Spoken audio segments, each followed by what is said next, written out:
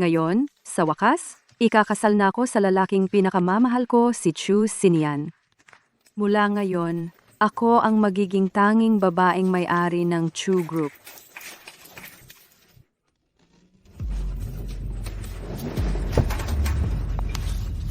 Ang lalaki sa loob ay asawa ko. Ngayon, ikakasal siya sa ibang babae. Ang dalawang bagong kasal ay magiging mag-asawa na. Meron bang tutol? Ako ang tutol!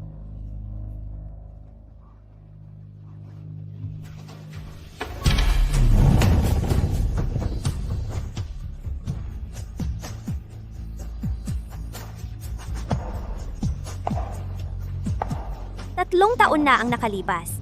Sa simbahang ito rin, sinira ng dalawang taong ito ang lahat sa akin.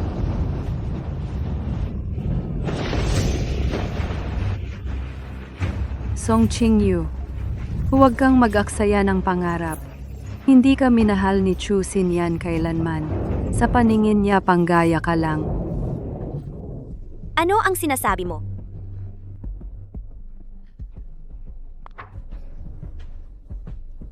Tingnan mong mabuti.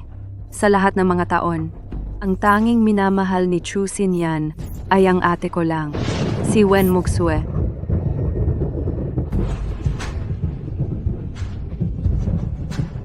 Hindi. Hindi ako naniniwala maliban kung sabihin mismo ni Xinyan sa akin. Dahil naging mag-asawa tayo, ayoko sanang maging ganito. Katalas ang mga salita ko.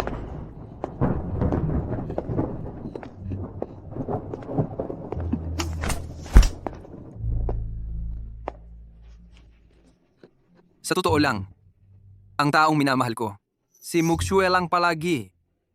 Ang pakikipag-asawa ko sa iyo ay dahil lang may pagkakahawig ka sa kanya. At ang pamilya ninyong Song ay sakto lang para maging hakbang ko para umangat. Kaya simula pa lang, nang tayo ay magkasama, ginamit mo lang ako? Siyempre,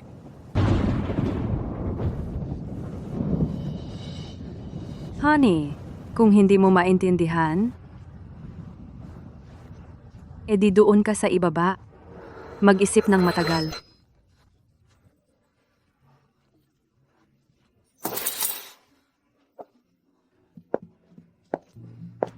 Sinian? Chusinian? Wala ka bang kahit katiting na pagmamahal sa akin? hindi kailanman.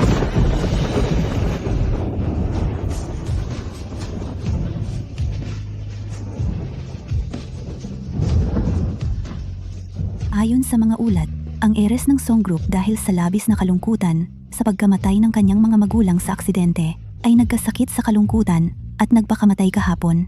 Ang kanyang asawa na si Chu Xinyan, presidente ng Chu Group, ay inanunsyong kukunin ang Song Group at isasama ito sa negosyo ng Chu Group.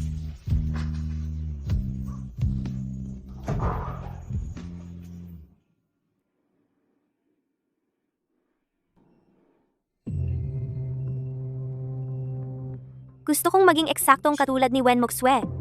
Qingyu, handa ka na ba talaga? Kapag sinimulan na ang plastic surgery na ito, hindi ka na makakabalik. Sinira ni Wen Yan ang mukha ko. Nilipol ni Chu Xinyan ang buong pamilya namin. Kuya, ang galit na ito gagantihan ko talaga. Kasalanan ko. Hindi ko nakilala ang tunay niyang ugali, kaya ako napunta sa ganitong kalagayan. Chu Xinyan, kung ganito ka kabalik-balikan kay Wen Muxue, di ang minamahal mo ang maghahatid sa'yo sa impyerno.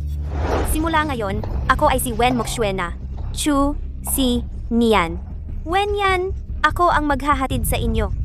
Ate, Muxue, ikaw ba talaga yan? Ako to. Bumalik na ako.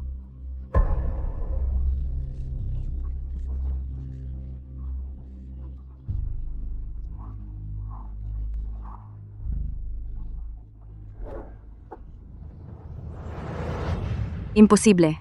Imposibleng ikaw si Wen Muxue. Anong problema mo? Paumanhin sa inyong lahat. Kanselado na ang kasal ngayon. Maghahanda ako ng regalo bilang paghingi ng paumanhin. Salamat sa pagdalo. Hindi pwede. Hindi pwedeng kanselahin. Ang tagal kong hinintay ang kasal na to. Paalisin ang mga bisita.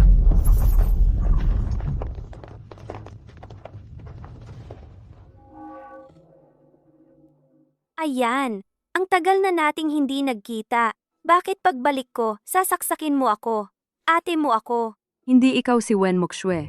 Sino ka talaga? Ayan? Alam kong gusto mo si Sinyan. Ayaw mong bumalik ako. Pero ako lang ang natitirang, Kapamilya mo sa mundo. pinagdudahan mo ba ang pagkatao ko? Huwag kang lalapit. Sino ka talaga? E di sabihin mo. Sino ako? Song Qingyu.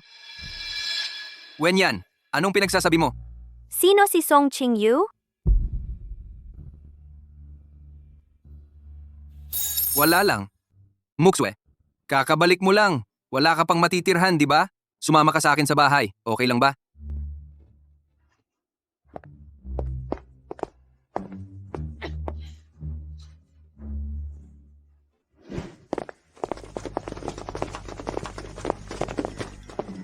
Ginoong Chu.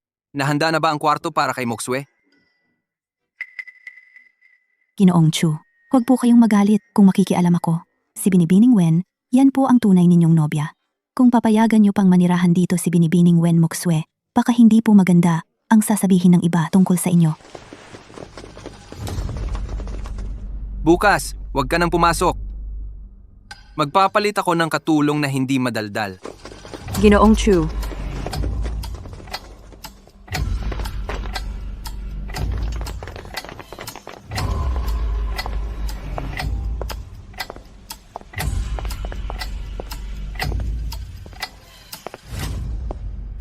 Muxue. Sa mahabang panahon, lagi kitang iniisip. Napakasaya ko. Dahil nakabalik ka na. Nakatira sa bahay na dapat para sa kasal. Iniisip ang ibang babae. Natutulog naman sa tabi ng iba. Tapos nagpapanggap ang sentimental. Chusin yan, dapat matuto sa'yo ang ibang mga lalaking manloloko. Sino yan? Hindi ito panaginip. Nakabalik na talaga ako. Wen Muxue. Simula pagkabata, laging mas magaling ka sa akin. Pati ang taong gusto ko, kukunin mo pa. Kaklase. Ako! May sasabihin ako sa'yo. Ako. Alam ko ang sasabihin mo. Pero aalis na ako ng bansa. Siguro, huwag na lang. Alam ko na ang lahat.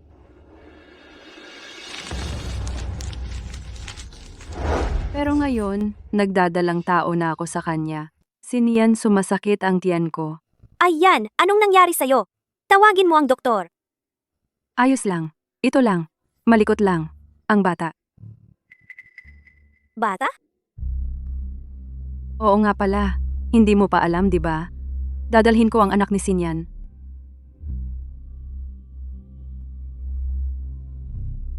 Huwag mo na siyang pansinin.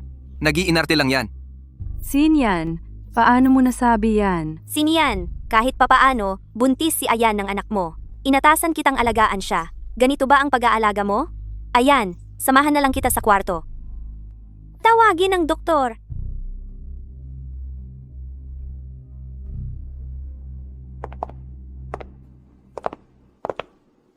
Hindi ako naniniwala. Siniyan, Na hindi niya papansinin ang batang ito. Sinyan. Saklolo.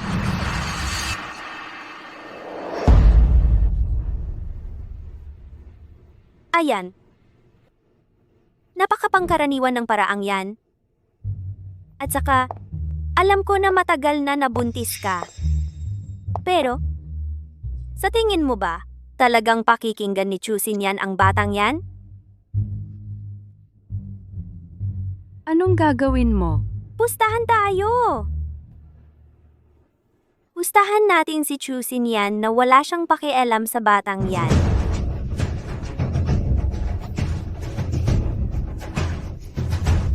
Siniyan, saklolo, ang sakit.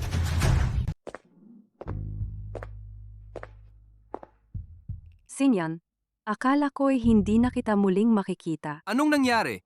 Sabi ng doktor, nabigla lang siya. Ligtas naman ang bata.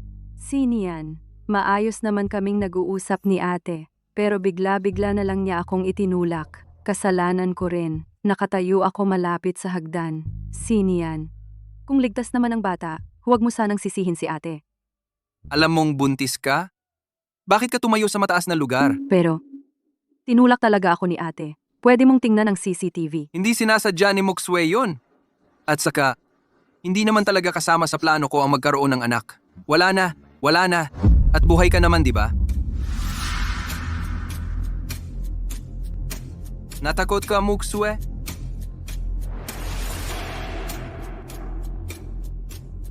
Xinyan, tayo. Magkaroon na kaya ng sanggol? Ano? Ayaw mo? Hindi. Qingyu, sa tingin ko, hindi pa ito ang tamang panahon. Nasa peak ng career ko ngayon. Pag-usapan natin mamaya, okay?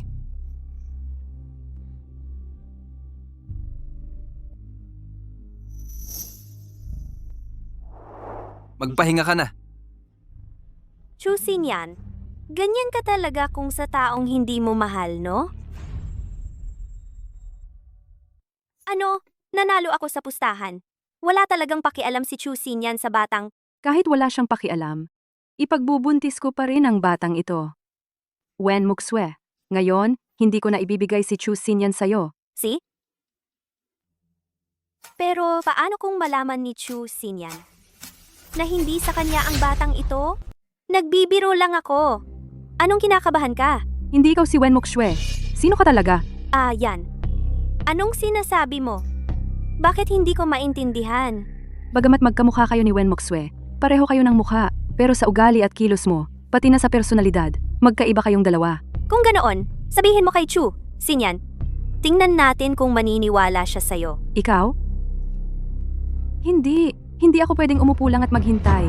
Basta mapatunayan kung hindi siya si Wen Muxue, mananatili sa akin si Chu Xinyan.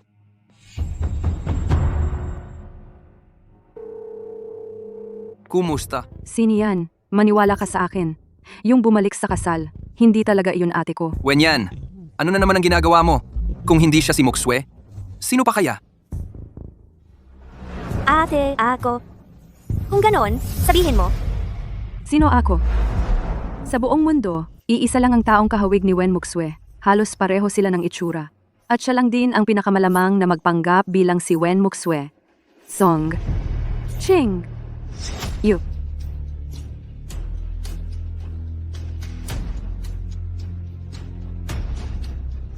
Ipakilala ng katulong kay Muxue ang kapaligiran ng villa. Pagkatapos, buksan ang kandado ng sikretong silid.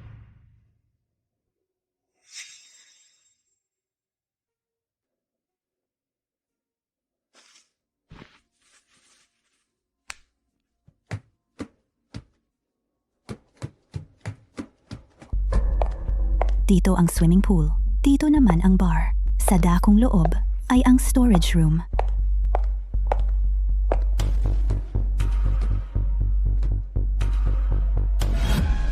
Anong silid ito? Ayon kay Boss Tsu, liban sa kanya, walang pwedeng pumasok dito. Walang sino man ang pwedeng pumasok. Chu Xinyan, malamang narito ang tinatago niya.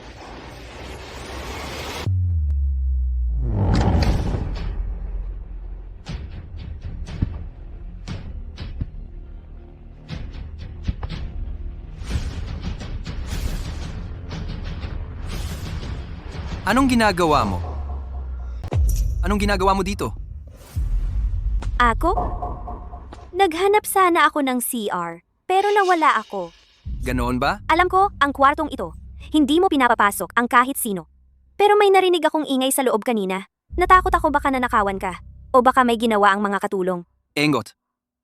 Kung may masamang tao talagang pumasok at pumasok ka lang ng ganito, napakadelikado. Pasensya na, Xinyan. Hindi ko talaga sinasadya. Ayos lang, Muxue. Hindi mo ba gustong malaman kung ano ang nasa likod? Kung itinatago at ikinukubli mo ito, isang bagay na ayaw mong malaman ng iba? Huwag mo nang sabihin. Paano ka naging iba?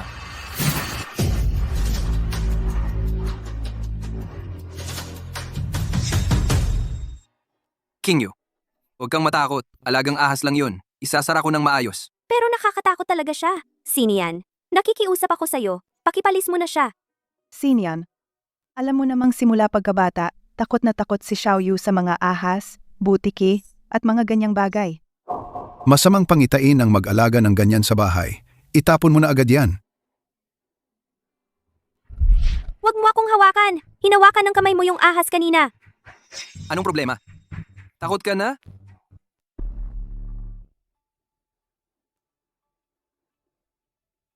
Hindi ka ba natatakot sa ahas? Hindi naman. Marami sa mga kaklase ko sa ibang bansa ang may alagang ahas. Kahit malamig ang dugo, kapag nasanay na sila, nagiging malambing din. Sinian, may iba ka pa bang kailangan? Wala. Uuwi na muna ako.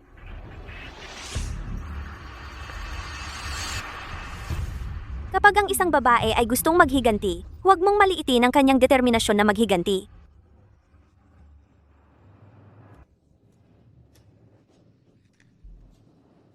Huwag kang mag-alala, mahal. Kaya mo yan. Qingyu, kailangan ba talaga ang ganitong desensitization training? Kung hindi ko kayang lampasan ang takot ko sa ahas, paano ako makakapaghiganti para sa aking mga magulang? Chusin yan. Ito ang singsing na ginamit mo nang mag-propose ka sa akin noon. Sa tuwing nakikita ko ito, naaalala ko ang kahihiyan at puot na dinala mo sa akin. Kumpara sa mga hayop na malamig ang dugo. Chusin yan, mas nakakadiri ka. Pumasok nga siya sa kwartong ito. Sabi ko na nga ba, basta't maghagis ka ng pain, talagang kakagat siya. Imposibleng si Song Qingyu siya. Takot na takot si Song Qingyu sa mga hayop na malamig ang dugo. Nagbabago ang tao. Huwag mong hayaang mabulag ka sa kagandahan. Makinig ka, huwag mo nang paghinalaan si Muksue. Kung magpapatuloy ka sa iyong kakulitan at pagsubok sa aking pasensya, papatayin kita. Chusin yan. Ang tiyak na tiyak ni Wen Yan na hindi ako si Wen Moxue ay dahil alam niya na ang tunay na Wen Moxue ay matagal nang patay.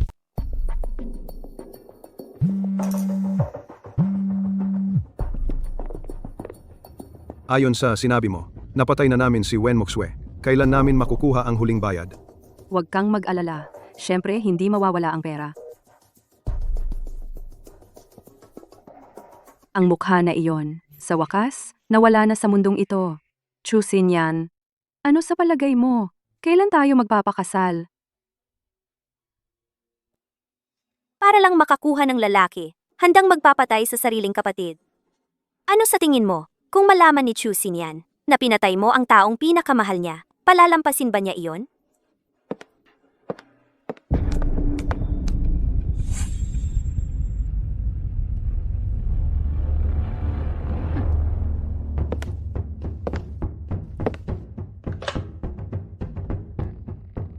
Gamit lang ang isang mukha. Gustong agawin si Chusin yan sa akin. Huwag kang mag-asa. Habang nandito ako, ang tunay niyang kapatid. Ikaw ba ang tunay na Wen Moxue? Ang DNA test ang magsasabi?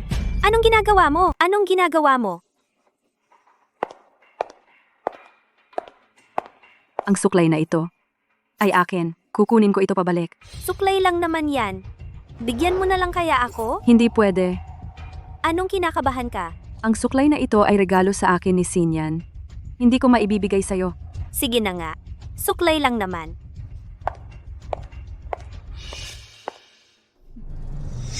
Buhok ito ni Wen Moxue. Kung may magduda man, makakatulong ito. Wen Yan, hindi ko alam kung magugustuhan mo ang regalong ibibigay ko sa'yo. Sinyan, Hmm?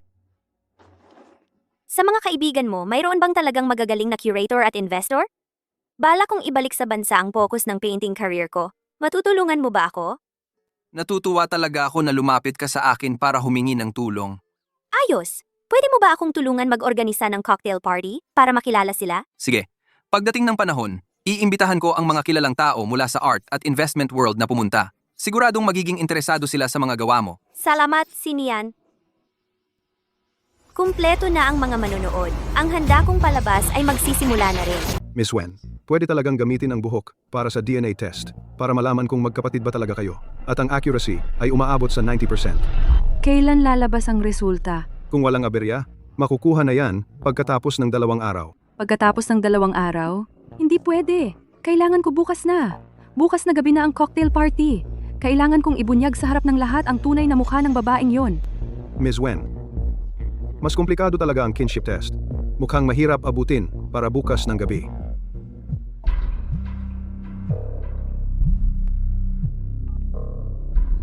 Anong nangyari? Nakita ba talaga ninyo ng harapan na nasunog hanggang abo si Wen Mokswe? Itinapon namin siya sa dagat. Ano? Itinapon sa dagat? Kaya hindi ninyo siguradong patay na siya? Oh, Mga walang kwenta! Ms. Wen, yung huling bayad. Squay. Kung hindi ninyo mabigay ang tiyak na resulta, huwag nang umasa sa huling bayad. Ibig sabihin, yung bumalik na to ay maaaring talagang si Wen Mokswe na nakaligtas sa kamatayan. Hindi. Tunay man o hindi, basta't mapatunayan ko kay Chu Xinyan na hindi siya ang tunay na Wen Mokswe. Ayos na yon. Sino ka man? Hindi ko hahayaang agawin mo ang lahat ng sa akin. Kung mahirap ang totoong test, di gumawa na lang tayo ng peking dokumento na nagsasabing walang relasyon? Mas madali yon, di ba? Miss Wen, Kailangan ko yan bago ang party bukas ng gabi. Kapag natapos ito, dodoblehin ko pa ng 10 beses.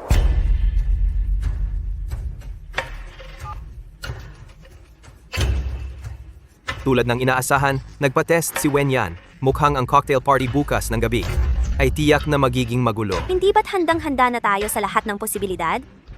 Ang party na yon ay magiging mas kapanapanabik pa sa inaakala nila.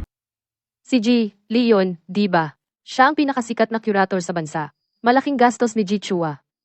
Patit yan ay inimbita niya. hindi lang yon. Bukod sa mga kilala sa sining, marami ring tanyag na investor ang narito ngayon. Balita ko, si Ji Chu ay para ipaghanda ng daan ang ate ng kanyang nobya. Ate ng kanyang nobya? Ah. Ay nako, sa tingin ko, hindi ganoon kasimple ang relasyon nila. Ito si Abogado Tang Yun. Siya ang senior legal consultant ng aming Chu Group. Sa ating mga susunod na pakikipagtulungan, inaasahan ko ang inyong tulong. Ji Chu, Abogado Tang, napakabata pa ninyo pero ang laki na ng nagawa. Balita ko, si Gengi Wen Mokswe ay galing din sa Academy of Art and Design ng Milan, France. At sa ibang bansa pa ay nakapag-exhibit na ng maraming beses. Oo nga. Ako at si Mokswe, magkaklase na simula pa noong high school. Noong araw, full scholarship ang nakuha niya para makapasok. Noong nasa ibang bansa ako, ay may narinig din ako tungkol kay Gian Anji, Wen. Sa sinabi mo, lalo akong naging interesado kay Gagning Wen Mokswe. Huwag tayong uminom ng uminom. Wala pa ang bida. Ano nangyari? Bakit nagdilim?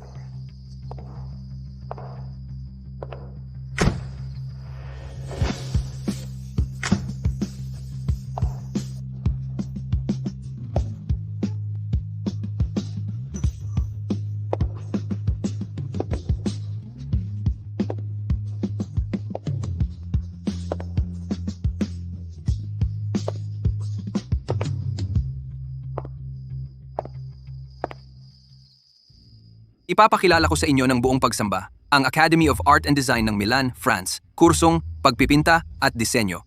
Pinakabatang artista, si Wen Mokswe. Sandali.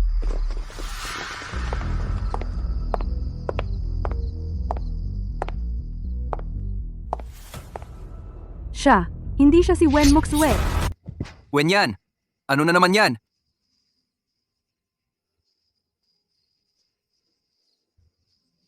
Ayan, alam kong sa mga nakaraang taon, hindi ko gaanong naasikaso ang pangangailangan mo. Pero hindi mo naman ako pwedeng basta-bastang pagbintangan. Ang mga sinasabi mo, sino ang maniniwala dyan?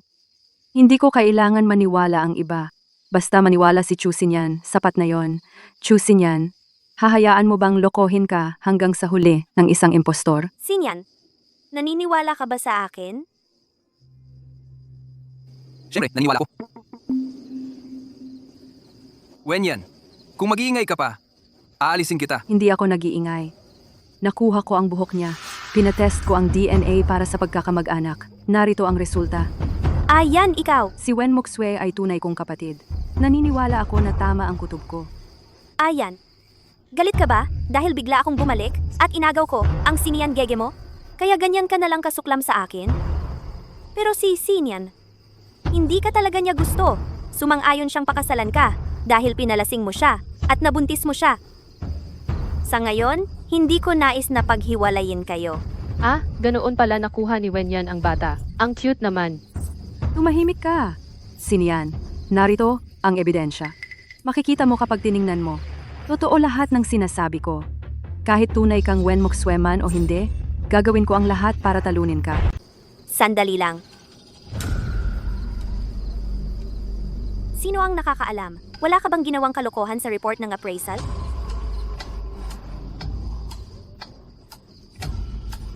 Ginoong Chu. Baka naman.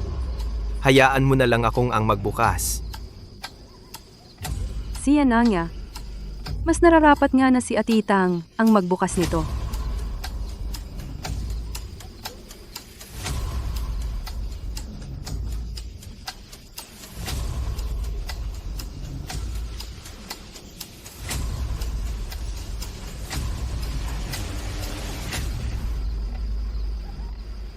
Ayon sa report, sina Wen Moksue at Miss Wenyan ay tunay na magkapatid na babae.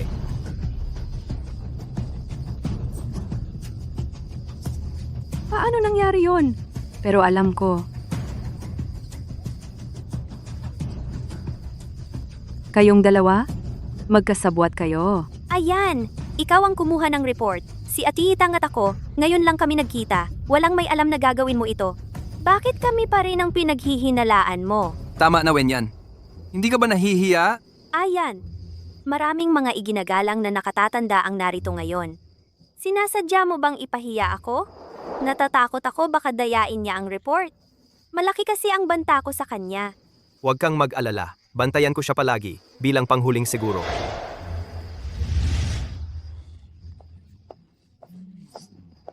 Ayan, Paumanhin sa inyong lahat. Isipin na lang natin itong biro. Kaya, wag nating sayangin. Ang tunay na dahilan ng pagtitipon natin ngayong gabi.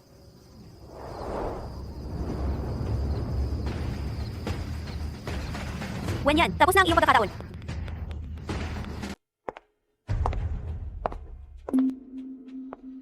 Sumuko ka na ba? Paano mo nagawa yon? Magkapatid naman talaga tayo. May problema ba sa resulta? Pero tingin ko doon, parang may hinahanap ka.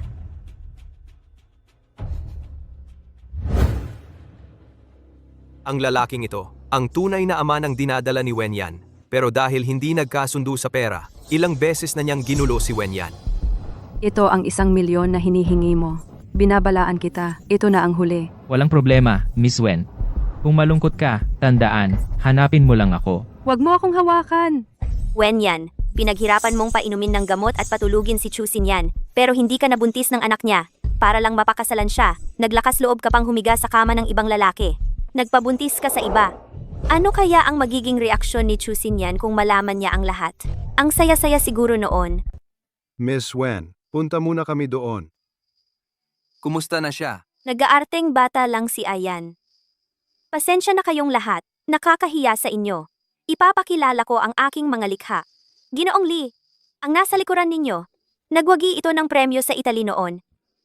Ang ganda talaga ng pagkakagawa. Ang galing talaga. Binalaan na kita. Huwag mo akong hanapin dito. Pero Miss Wen, kulang ang binigay mong pera. Binigyan na kita ng 2 milyon. Hindi ka pa rin kontento. 2 milyon lang. Isang sugal lang, ubos na. Sa totoo lang, mas gusto ko ang katawan mo. Hindi ba't natulog na tayo ng magkasama? Tumahimik ka. Ayaw mo akong bigyan ng pera. Ayaw mo rin akong patulugin. Sasabihin ko sa CEO dyan sa labas, na para lang mapakasalan mo siya. Nakipagtalik ka sa akin para magkaanak. Sa totoo lang, ang nasa tiyan mo, ay anak ko. Huwag kang magmalabis. E di magbigay ka ng pera. O kaya, Tungkol naman sa larawang ito ang aking pinakabagong likha. At ito ang pinakapaborito ko sa ngayon. Sana sa larawang ito, maramdaman ninyo ang aking buong pagmamahal sa sining at pagpapahayag sa sining.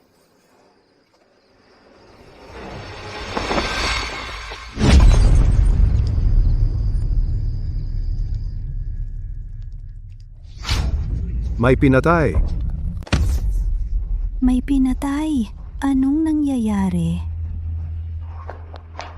Hindi ganyan. sa totoo lang, mas gusto ko pa sanang. Hindi ba't natulog na tayo ng magkasama? Wala ka namang binibigay na pera sa akin. Ayaw mo rin akong patulugin. Ngayon, sasabihin ko sa CEO sa labas na para lang mapakasalan mo siya, nakipagtalik ka sa akin para magkaanak. Sa totoo lang, ang dinadala mo sa tiyan ay anak ko. Ang anak sa sinapupunan niya ay anak pala sa labas. Nakakadiri. Si Ji Chu, isang kilalang tao, nabola lang ng isang babae ng ganito. Muntik na maging ama ng hindi niya anak. Nakakahiya talaga. Ji Chu, mas mabuti munang ayusin ninyo ang inyong personal na problema bago natin pag-usapan ang partnership. Aalis na ako. Ji Chu, ang ating partnership ay pag-uusapan na lang sa ibang pagkakataon.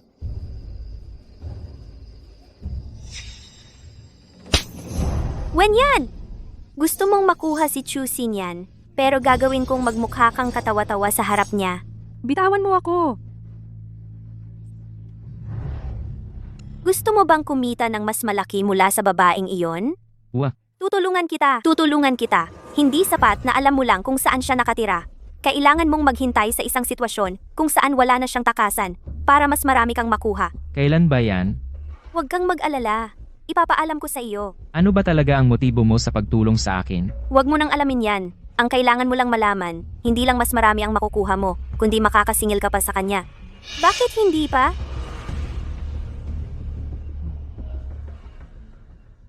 Ngayong gabi na ang pinakamagandang pagkakataon. Sundin lang ang plano. Amoli, ang painting sa likuran ninyo ay nanalo ako ng award dati sa Italy. Mas gusto ko sanang bayaran mo ako sa ibang paraan. Hindi naman bago sa atin ang matulog ng magkasama. Tumahimik ka. Binabalaan kita. Huwag kang magmalabis. May pinatay, may namatay. Hindi ganito.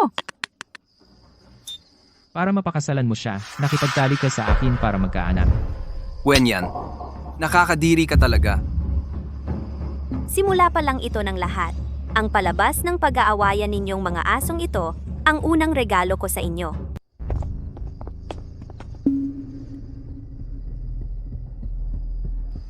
Buhay pa siya. Dalhin mo agad sa ospital. Ikaw ang may gawa nito. Ayan, Nakaka-disappoint ka talaga. hindi ganito. Siya ang nagplano ng lahat laban sa akin. Ayan, Sino ang naglagay ng CCTV? Paano nangyaring sakto ito? Si Wen Moksue at yung lalaking kanina. Plano nila ito. ayan. Ano bang ibig mong sabihin? Gusto mo bang isisi sa akin lahat ng ginawa mo ngayong gabi? Sinian, naniniwala ka pa rin sa akin, di ba? Totoo namang nangyari sa atin yon. Kaya ang sanggol sa tiyan ko, maaaring sayo. Tama na. Wala ka bang hiya sa pagbanggit niyan? Ipapa-abort mo yan. Simula ngayon, lahat ng tungkulin mo sa Chu Group ay ipapasa ko kay Moksue. Ito ang parusa mo sa pananakit kay Moksue. Hindi ako papayag. Umalis ka na. Hindi. Ang anak ko. Hindi. Sinian. Wenyan, ano ang pakiramdam ng mawalan ng sariling anak at matraidor ng minamahal? Gusto kong mawasak ang lahat ng pag-asa mo kay Chu Xinyan, ang lahat ng paghahawak mo sa kanya. Gusto kong mawasak ng tuluyan ang natitirang pagmamahal ninyong dalawa. Masakit ba, Wenyan? Pero 3 taon na ang nakalipas. Ang anak ko ay pinatay mo rin.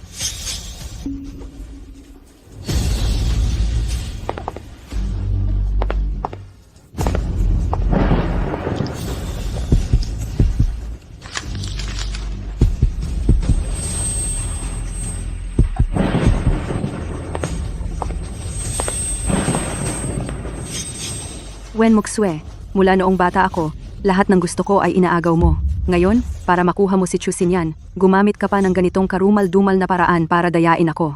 Ano ba talaga ang balak mo sa pagbabalik mo? Wenyan, akala mo ba dahil kay Chu Xinyan ako? Ha, mali ka. Sa palabas ngayon, hindi lang kita pahihiyain, pati si Chu Xinyan ay mapapahiya.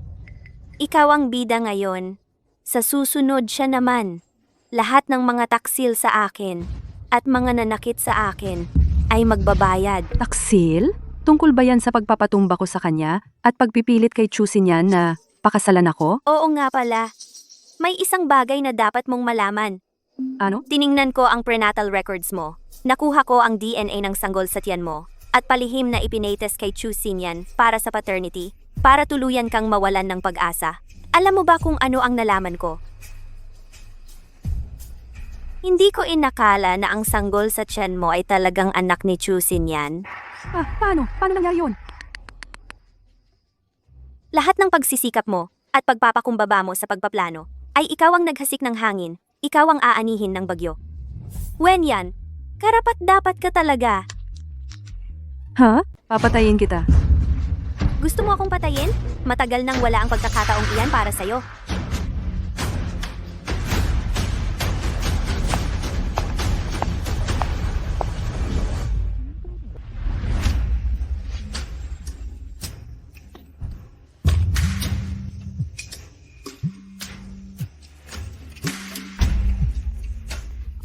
Oy, Ate Wen, nalaman ko sa Amerika ang cremation record ni Wen Moxue. Patay na talaga siya. kung gayon, sino ba talaga ang Wen Moxue ngayon? Ako ay nakabalik na. Akala mo ba ito ay para kay Chu Xinyan? Sino ba ako? Talaga bang mahalaga kay Chu Xinyan ang batang ito? Handa ka bang makipagsapalaran sa akin? Mali ka. Matagal nang wala ang pagkakataong iyan para sa'yo. Si Wen Moxue ay kaliwa ang gamit, pero ay kusa niyang ginamit ang kanang kamay. Ikaw ang bida sa pagkakataong ito. Sa susunod, siya naman. Gagantihan ko lahat ng mga taong nagtaksil sa akin. Ang mga taong nanakit sa akin, magbabayad silang lahat. Kung si Song Qingyu nga talaga siya, ang layunin niya sa lahat ng ito ay tiyak na.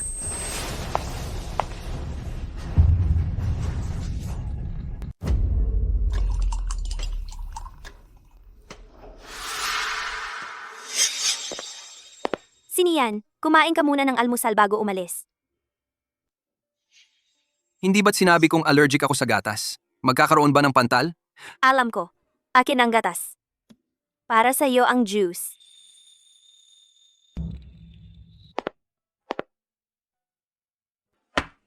Maalate na ako. Pero pinaghirapan kong lutuin yan kaninang umaga. Makinig ka. Aalis na ako.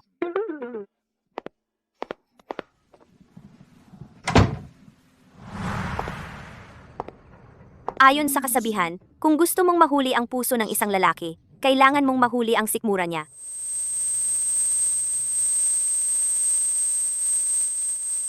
Pero kapag wala ka sa puso ng lalaking yon, walang saysay ang anumang lulutuin mo. Sinyan, ito ang almusal na inihanda ko para sa'yo. Kainin mo muna bago pumasok sa trabaho. Sige. Titikman ko ang luto mo. Tikman mo ito. May inilagay akong magandang bagay diyan.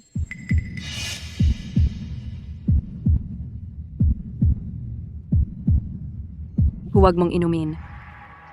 Huwag mong inumin yan. Nilagyan niya yan ng lason. Ayan, anong ibig mong sabihin? Sa tingin mo ba ay may gagawin akong masama sa kanya?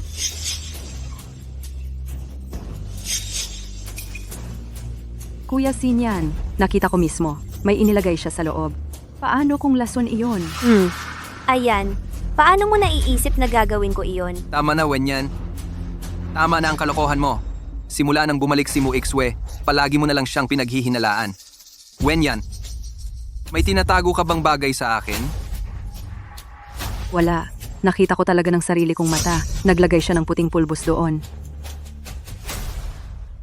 Kung wala kang tinatago, uminom ka nito. Ano? Takot ka?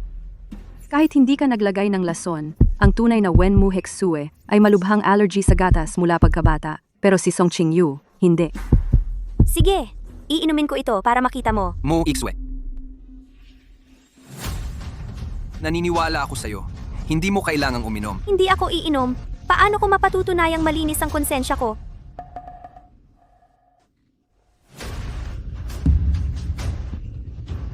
Nakita mo na? Walang may balak na saktan ng kuya mong si Sinyan. Ito lang naman ay calcium powder na galing sa abroad. Balak ko sanang tanungin si Sinyan kung gusto niya, papabili pa ako sa kaibigan ko. Hindi mahalaga ang mga iyan. Ang mahalaga, sinasabi mong ikaw si Wen Moxue. Malubhang allergy sa gatas ang ate ko mula pagkabata. Ang dami mong ininom kanina, pero wala kang naramdaman. Pwede kang magpanggap sa ibang bagay, pero ito, hindi mo kayang pagkunwari. At saka, kaliwa ang gamit ng ate ko. Pero, ang ginamit mo ng kusa ay ang kanan mo. Ano ba talaga ang nangyari?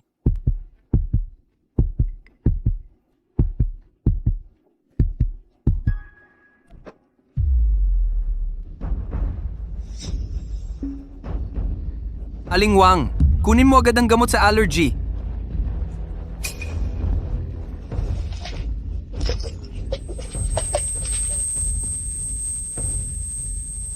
Kumusta ka, Mukswe? Gumiginhawa ka na ba? Gusto mo bang pumunta sa ospital? Mas mabuti na ako. Paano siya nagka-allergy? Matagal ko nang imbestigahan lahat ng allergens ni Wen Moxue at ininom ko ng maaga ang gamot na magpapasimula ng allergic reaction para magpanggap. Wen Yan, akala mo ba hindi ko naisip ang mga ito? Sinyan, hindi ko inakala na ikaw mismo ay magdududa sa akin. Mukswe, kasalanan ko lahat. Naniniwala ako sa iyo. Ayan, alam mong allergic ako sa gatas, pero pinilit mo pa rin akong uminom. Gusto mo ba talaga akong mamatay? Humihingi ka ng tawad kay Mukswe. Ako, kahit hindi ko alam kung bakit. Paulit-ulit akong pinagdududahan ni Ayan. May isang bagay na ayaw ko nang itago. Sinian, bigla akong umuwi sa bansa ay dahil tinangka akong patayin sa ibang bansa. Ano? Asasinasyon? Ayan, ang pag-uugali mo ay nagdudulot sa akin ng pagdududa. Ang nagpapatay sa akin, hindi kaya ikaw mismo, aking nakababatang kapatid. Sinabi ba sa iyo ng mamamatay tao na patay na ako, kaya't ganito ka katiyak sa pagdududa sa pagkatao ko? Hindi ako! Ikaw ba ang nagpautos na patayin ako? Hindi! Hindi ako. Wen Yan, ang pinakamagandang paraan para patunayang hindi ako si Wen Moxue ay ang sabihin sa kanya na ang tunay na Wen Moxue ay patay na. Pero, kaya mo ba? Sinyan, huwag ganyan. Nag-aakala lang ako ng biglaan. Pagkat sa ibang bansa ka magpapatay, masalimuot ang pag-ayos ng daloy ng pera. Yan, siguro. Ay, hindi ganoon.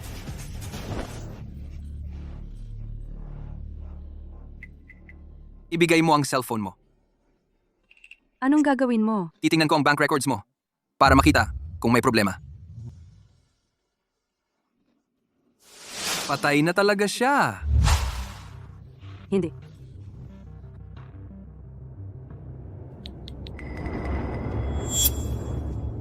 Nakita mo na? Sabi ko na nga ba?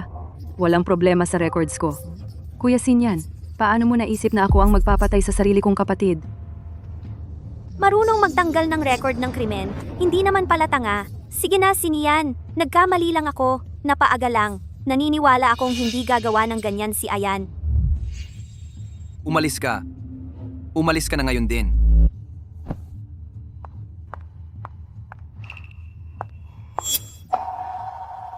Mukswe, ikaw, hindi mo pa ba ako napapatawad?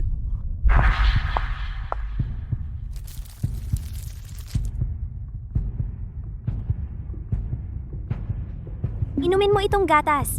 Pangako mo sa akin na hindi mo na ako pagdududahan, okay? Si.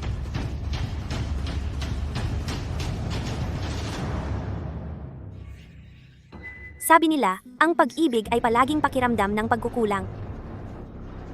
Choose Sinyan. Ngayon, magsasapanganib ako. Habang lumalalim ang pagsisisi mo sa akin, lalo mo akong mamahalin. Kapag nalaman mo na ang totoo, mas masasaktan ka. Ang parusa mo ay nagsisimula pa lang. Sabihin mo sa akin ang totoo. Sinubukang patayin si Wen Mukswe. Ikaw ba talaga ang may gawa nito? Bitawan mo ako. Sabi ko na hindi ako. Aalamin ko ang katotohanan. Pero ngayon, ang relasyon natin tapos na. Chusin yan. Nabaliw ka na talaga. Akala mo ba? Dahil sa sarili ko lang kaya pinagdududahan ko ang pagkatao ni Wen Moxue? Para sa sarili ko lang ba? Nakalimutan mo na ba noong 3 taon na ang nakalipas? Ang ginawa mo sa pamilya Song? Paano kung buhay pa talaga si Song Qingyu? Paano kung nagbago lang siya ng anyo at bumalik para maghiganti? Huwag mong kakalimutan, tayong dalawa ang magkasabwat sa parehong bangka. Alam ko, ngayon, dahil sa mukha ni Wen Moxue, nawalan ka na ng pag-iisip. Pero huwag mong kakalimutan, hawak ko ang ebidensya ng krimen mo. Pinapayuhan kitang huwag gumawa ng anuman.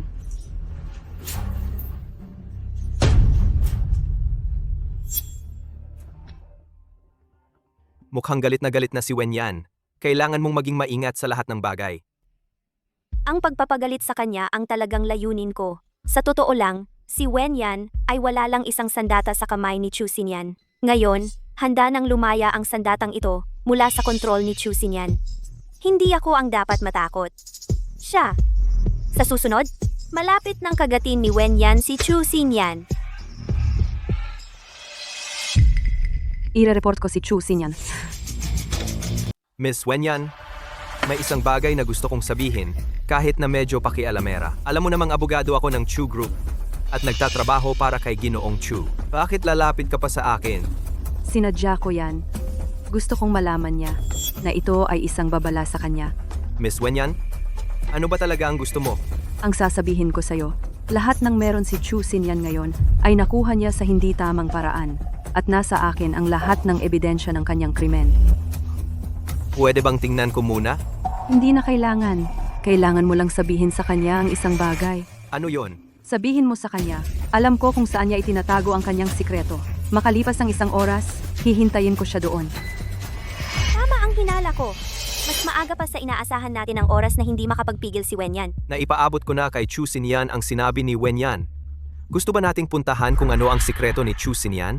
Siyempre, Miss Wen, sinabi sa akin ni Ginoong Chu na sabihin sa'yo, may lakad siya. Hindi na siya uuwi para maghapunan.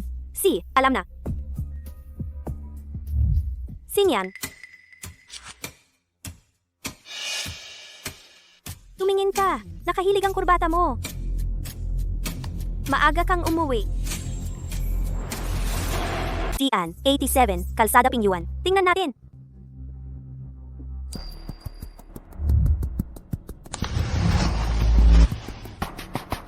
Ang lakas na ng loob mo ngayon, Wenyan. Hindi ikaw ang dapat pagtawanan. Hindi ko inakalang ang ama ni Song Qingyu, si Song Shuo, ay buhay pa pala. Itinago mo pa siya rito. Huwag mo akong titigan ng ganyan. Kung hindi ako nagkakamali, pinanatili mo siyang buhay. Dahil wala kang lagda sa kanyang sariling kamay. Wala kang paraan para makuha ng legal ang lahat ng ari-arian ng angkansong. Sa pagkakaalam ko, ang lahat ng ari-arian ng angkansong, ikaw lang ang pansamantalang namamahala. Tama ba? Ano ba talaga ang gusto mong sabihin? Alam kong sa ganitong paraan, hindi matatag ang posisyon mo. Anumang oras, maaari kang ma-impeach ng lahat ng shareholders. Pagdating ng panahon, mawawala rin sa'yo ang lahat ng pinaghirapan at nakamit mo. Babalik ka sa pagiging anak, sa labas na walang kwenta. Naghahanap ka ng kamatayan. Amo Chu, nasaan ka? Bigla kang pinapapunta ng mga shareholders sa opisina. May bigla ang pulong ng mga may-ari ng sapi. Ano ba ang ginawa mo, Wenyan?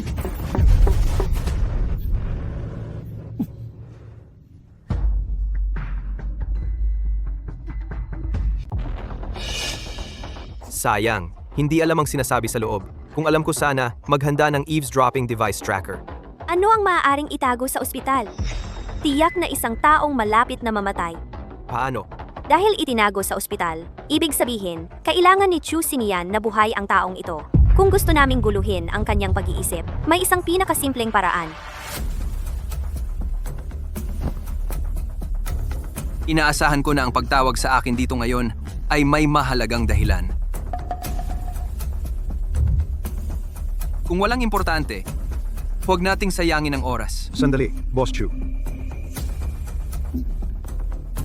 May usap-usapan sa kumpanya kamakailan na ang pinuno ng pamilya Song Shuo ay hindi pa namatay. Bilang asawa ng pamilya Song, para sa mga asset ng pamilya Song, ikaw ay isa lamang pansamantalang namamahala. Wala kang tunay na kapangyarihan.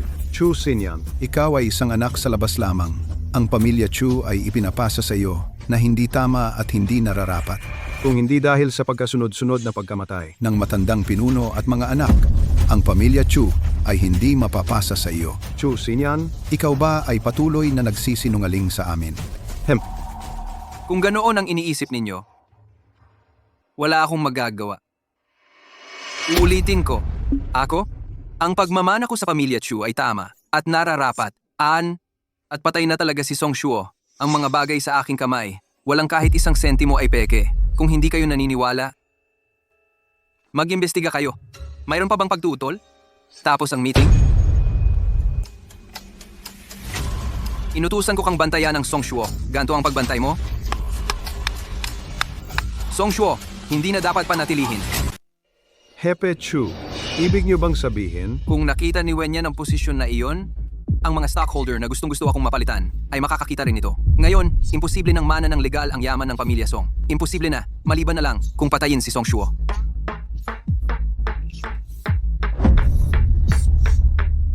At pekein ang testamento. Opo. Wenyan, ikaw ba ang kumalat ng chismis? Kuya Sinian, basta, isang paalala lang ito. Ayokong umabot tayo sa puntong magkasalungatan. Pero ayoko ring manood lang ng manood habang nagpapatuloy ka sa maling landas. Binabantaan mo ako? Eh ano naman?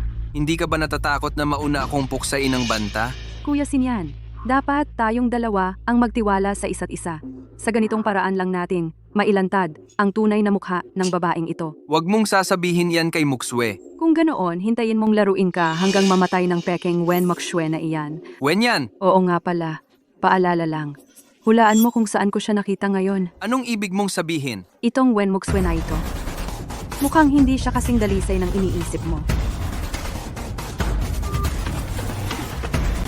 Talaga nga, naalala ko ang lahat ng nangyari sa welcome party. Ikaw lang mag-isa, Wen Moksue. Paano mo magagawa mag-isa? Kaya, sinadya kong ipaalam kay Tang Yun ang balita, para lang makita kung may koneksyon ba kayong dalawa. Chusin yan, kapag nakita mo na ang lahat ng ito, dapat tanggapin mo na ang katotohanan. Nasaan si Mukswe? Matagal nang lumabas si Miss Wen. Sabi niya magpapahangin lang sa tabi ng ilog.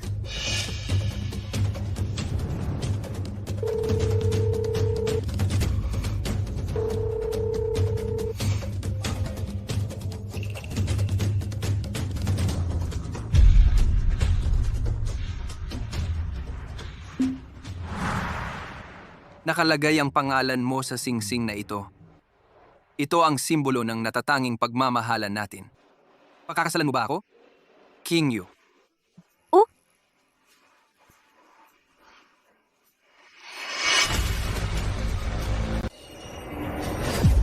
Ako to?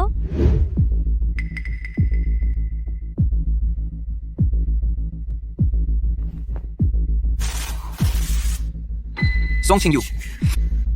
Ikaw nga ba talaga yan? Papalitan ko ang gamot. Tuloy ka? Pumunta sa hospital sa 37 Plain Road.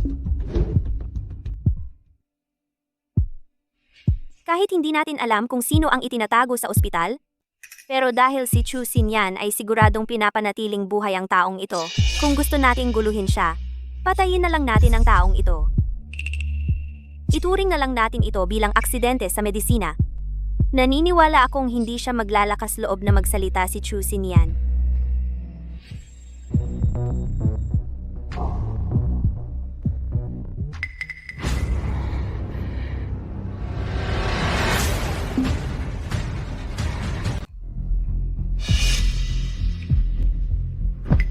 Ganitong bagay. Ako na ang gagawa nito. Ayun. Ikaw ba yan, Ayun? Pa, ikaw ba yan pa? King Yu, ikaw ba yan, King Yu? Kanina, muntik ko nang mapatay si Pa, gamit ang sarili kong kamay. Pero ganito na ako ngayon. Napakaraming kasamaan ang nagawa ko. Kung malaman man yan ni Pa, gaano kaya siya masasaktan? King Yu, kahit anong itsura mo, makikilala pa rin kita. Song Qingyu.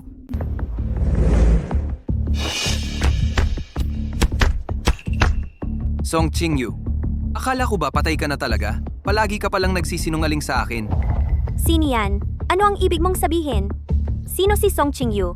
Hanggang ngayon, nagpapanggap ka pa rin? Ano ang balak mo? Kasabwat si Dr. Tang. Ano ba talaga ang gusto mong gawin? Sinian, ang nangyari ngayon, ipapaliwanag ko sa iyo. Kailangan mong maniwala sa akin. Ipaliwanag mo?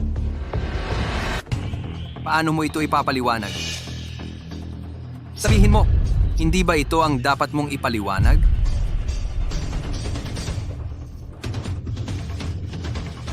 Song Shuo, dilat ang mga mata mo at tingnang mabuti. Hindi ba ito ang iyong minamahal na anak?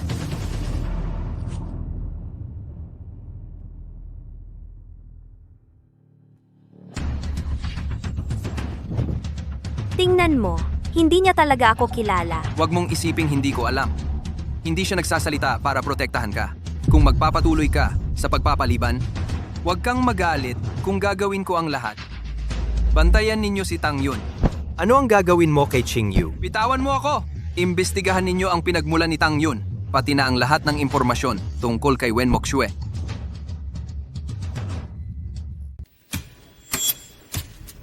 Ano ibig sabihin nito? Hanggang ngayon ba? Ayaw mo pa ring aminin na ikaw si Song Ching Yu? Hindi si Wen Mushu? Sino pa ba? Sige, sasabihin ko sa'yo. Si Song Ching Yu, dating asawa ko. At ito, libingan ng kanyang ina.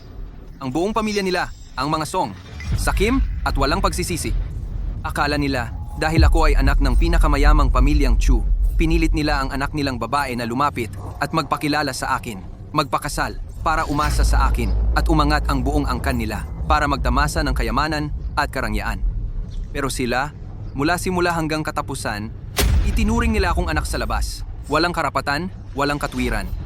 Kahit na pinaghirapan kong makuha ang karapatang magmana sa pamilyang Chu, hinamak pa rin nila ako. Buti na lang at may hustisya ang langit. 3 taon na ang nakalipas, ang buong pamilyang Song, nagbayad sa kasamaan nila. Sinapit ang bunga ng ginawa nila. Namatay sa isang malaking sunog. Lahat sila, patay na. Ano sa tingin mo? Nakakaginhawa ba ang kwentong ito? Ano ang ibig mong sabihin sa sinabi mo? Hindi ko alam. Ayos lang. Hindi mo nga inaamin na ikaw si Song Ching Yu, di ba? Gawin mo lang ang isang bagay para sa akin at maniniwala ako sa'yo. Ano? Nitong mga nakaraang araw, kapag nananaginip ako, palagi kong napapanaginipan ang nanay ni Song Ching Yu. Kahit multo na, hinahabol pa rin niya ako. Hukayin mo ang puntod niya. Tapos, ipagpag mo ang abo niya sa hangin. Bagamat hindi sang-ayon ang mga magulang ko noon na tayo ay magkasama, hindi nila kailanman ikinahiya ang katotohanang anak ka sa labas. Kahit anong pagbaluktot mo sa katotohanan, ikaw pa rin ang pumatay sa kanila. Sa wakas, inamin mo na ikaw si Song Ching Yu. Kung gayon, nasaan ang tunay na Wen Moxue? Talaga nga, si Wen Moxue lang ang mahalaga sa'yo para sa mga taong wala sa puso mo, kahit kapamilya, kaibigan, o minamahal. Kaya mo silang talikuran, di ba? Isang basurang tulad mo. Anong karapatan mong mangarap na si Wen Moxue ay walang dahilang babalik sa'yo at walang kondisyong mamahalin ka? Alam ko, isa lang akong kapalit. Kaya nagpa-opera ako para magmukhang Wen Moxue, para lang galitin ka. Gamit ang mukha ng taong pinakamamahal mo. Niloloko kita, tinatraidor ka, at ibinabaon ka sa impyerno. Nasisiyahan ka na ba ngayon, Chu Xinyan? Sasabihin ko sa'yo, hindi na babalik si Wen Moxue. Kung hindi, patayin mo na ako ngayon. Kung hindi man, balang araw, ako mismo ang maghahatid sa'yo sa impyerno.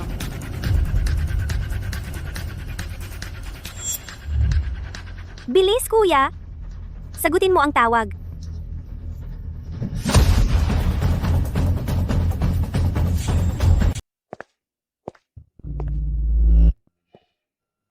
Narito ang mga dokumentong hiniling mo. Hindi ko inaasahan na si Tang Yun pala ay ampon ng pamilya Song.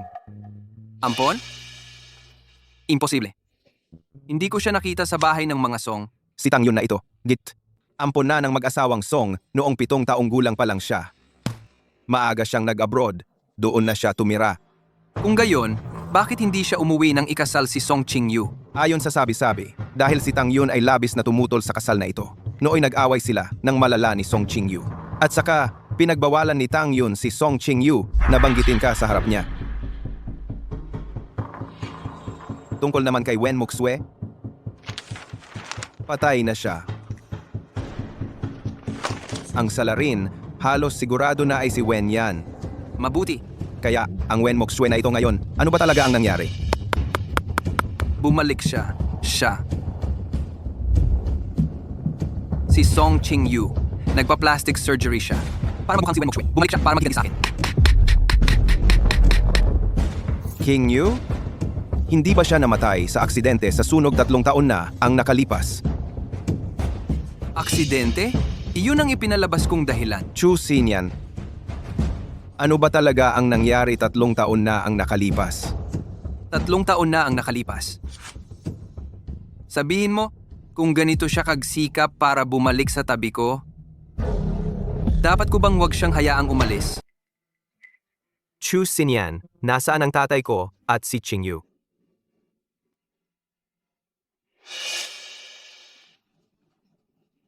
Bakit ka noon tumutol na pakasalan ako ni Song Ching-yu? Kung alam ko lang na ganito ang mangyayari, noon pa, dapat ay iniwan ko na si Ching-yu. Siya ang paborito ng buong pamilya namin.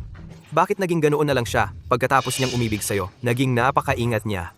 Kaya kahit ang mga magulang ko ay nakita na hindi ka talaga tulad ng pagmamahal mo sa kanyang ipinapakita. Mahal na mahal ka niya, gusto na gusto ka niya, pero ikaw, pinilit mo siyang talikuran ang kanyang pagkatao para lang mapatay ka.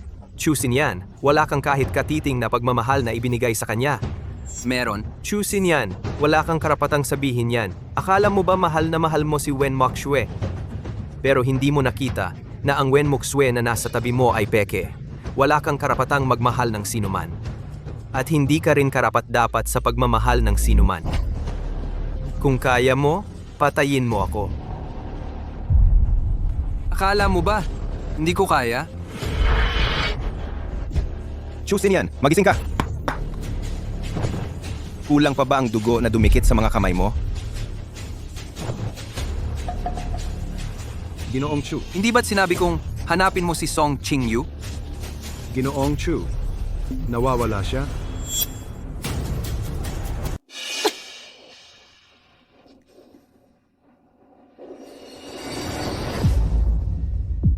Ikaw, Song Ching-yu, hindi mo inaasahan, di ba? Mabibihag ka rin pala sa akin. anong balak mo? Anong balak ko? Hindi ba't napakatanga ng tanong mo? Noon, gusto kitang patayin. Dahil ginamit mo ang mukha mong 80% na kamukha ng ate ko para agawin si Chu Xinyan sa akin. Pero ngayon, bumalik ka naman na may mukha na tulad ni Wen Moxue. Sa tingin mo, palalampasin ko pa yon? Ibig mong sabihin, ngayong mukha ako ni Wen Moxue, hindi ka natatakot na magalit sa'yo si Chu Xinyan? Alam na ni Chu Xinyan na ikaw si Song Qingyu. Sa tingin mo, patuloy ka pa niyang pahihintulutang manatili sa tabi niya? Song Qingyu, 3 taon na ang nakalipas, hindi ka namatay. Swerte mo noon. Ngayon, sabay nating pagtutuusin ang lahat ng galit natin.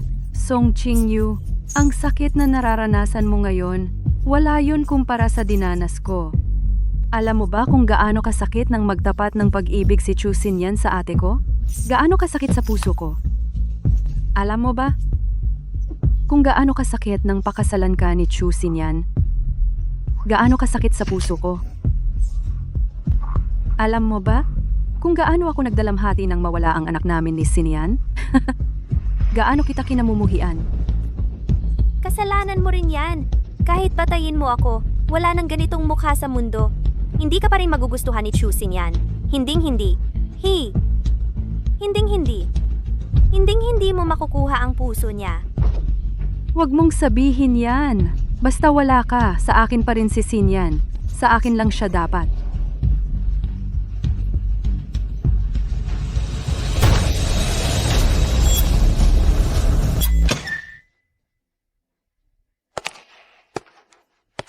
Paumanhin. Huli na ako. Xinyan, nakuha ko para sa iyo si Song Qingyu. Xinyan.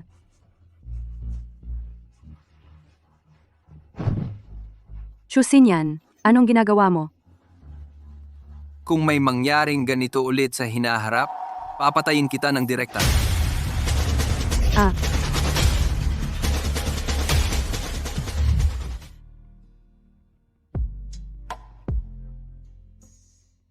Yung mga kabutihang ipinakita mo sa akin pagkatapos mong bumalik, lahat ba iyon ay peke o may kahit katiting na katapatan? Huwag kang lumapit! Chu Xinyan, nakikiusap ako sa iyo. Nakikiusap ako, patawarin mo na ako. Huwag kang matakot. Huwag!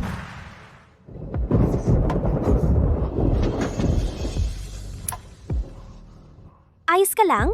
Anong nangyari? Qingyu, napaginipan ko ulit ang aking yaya. Huwag kang magmadali. Dahan-dahan lang. Anong nangyari? Noong dinala ako ng nanay ko, ang anak sa labas, pabalik sa pamilya Chu, pinahirapan kami ng todo ng unang asawa. Para pahiyain ang nanay ko,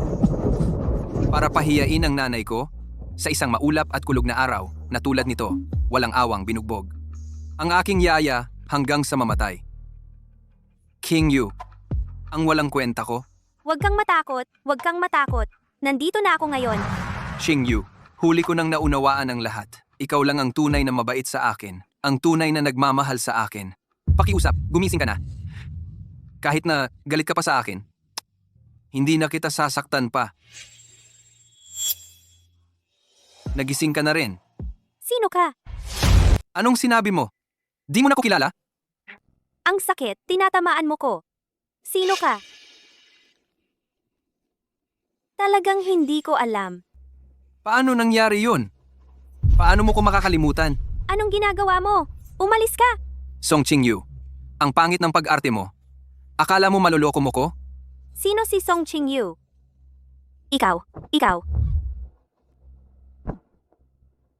Kung magkukunwari ka pa, itatapon ko ang abo ng nanay mo sa kubeta at babanlawan. Patay na ba ang nanay ko? Kunin niyo si Tang Yun at dalhin dito. Ano? Sino naman si Tang yon? Di mo na siya naaalala? Yung lahat ng pag-ibig at pagkamuhi natin. Ano na yon? Ano na ang lahat ng to? Ano na ako? Hindi ko alam. Ito. Yan ang singsing na ginamit ko nang mag-propose ako sa'yo. Proposal? Kasal na ako? Asawa kita? Aw. Bakit mo ko ginaganito? Ang sakit. Pasensya na. Nagkamali ako. Kung asawa kita, pwedeng sabihin mo sa akin kung sino ako? Ikaw ay si Wen Muksue. Bahay ba nating ito? Oo, palagi naman itong bahay natin. Mabuti ka siguro sa akin, ano? Siyempre, mabuti ako sa iyo. Ang mahalaga, mabuhay ng maayos tayong dalawa. Mas mahalaga pa sa lahat. Chu Xinyan, ikaw ang unang naging walang puso sa akin. Kung ganyan ka katigas ang ulo, huwag kang magtaka kung maging walang awa ako. Alam ko, nasa iyo ang ebidensya ng krimen ni Chu Xinyan. Ano, ire-report mo ba siya? Kung oo, Hindi pa naman ganoon kalala ang sitwasyon. Pwede ba tayong mag-usap? Sana'y masiyahan kayo. si Chu Xinyan ba ang nagpadala sa'yo sa akin? Sayang. Hindi. Nasa kamay mo ang kapintasan ni Chu Xinyan. Nasa kamay naman ni Chu Xinyan ang ebidensya na nagpapatay ka sa ibang bansa. Isipin mo, ang kapangyarihan ng pamilya Chu sa Island City. Kahit gusto mong magpatayan, ang mapapahamak sa huli ay ikaw lang. Nanggugulo ka sa akin? Gusto ko lang sana na timbangin mo ang mabuti at masama. Hindi ba? Ang ganda ng pagkakasabi mo. Para lang iligtas si Chu Xinyan, di ba? Pero wala namang masama sa iyo. Naniniwala ka bang tunay na nawalan ng memorya si Song Ching-yu? Hindi ako naniniwala. Hindi lang ako ang hindi naniniwala. Sa palagay ko, hindi rin naniniwala si Chu Xinyan.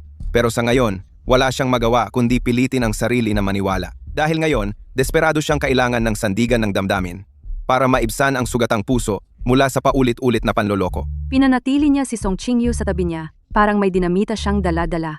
Sa puntong ito, hindi pa ba niya naiintindihan ang panganib ng hindi pagpuputol ng ugat? Walang saysayan. Maliban na lang kung siya mismo ang magising. Kung hindi, walang makakapagpabago sa kanya. Naniniwala ako na nag-init lang ang ulo mo. Pwede pa akong magdagdag ng 2 milyon kapalit ng ebidensya ng krimen ni Chu Xinyan. Mula ngayon, hindi na tayo makikialaman sa isa't isa. Ano sa tingin mo?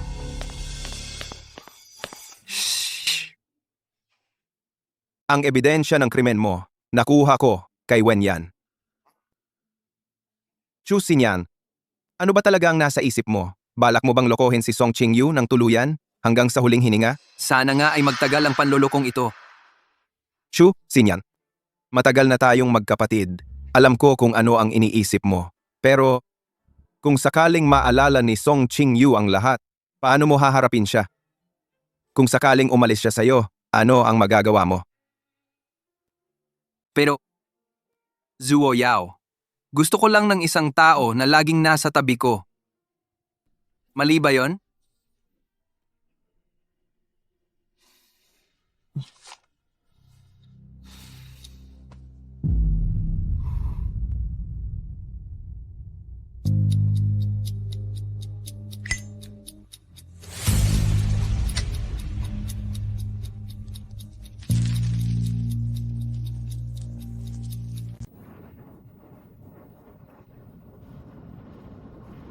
Nandito ka na pala.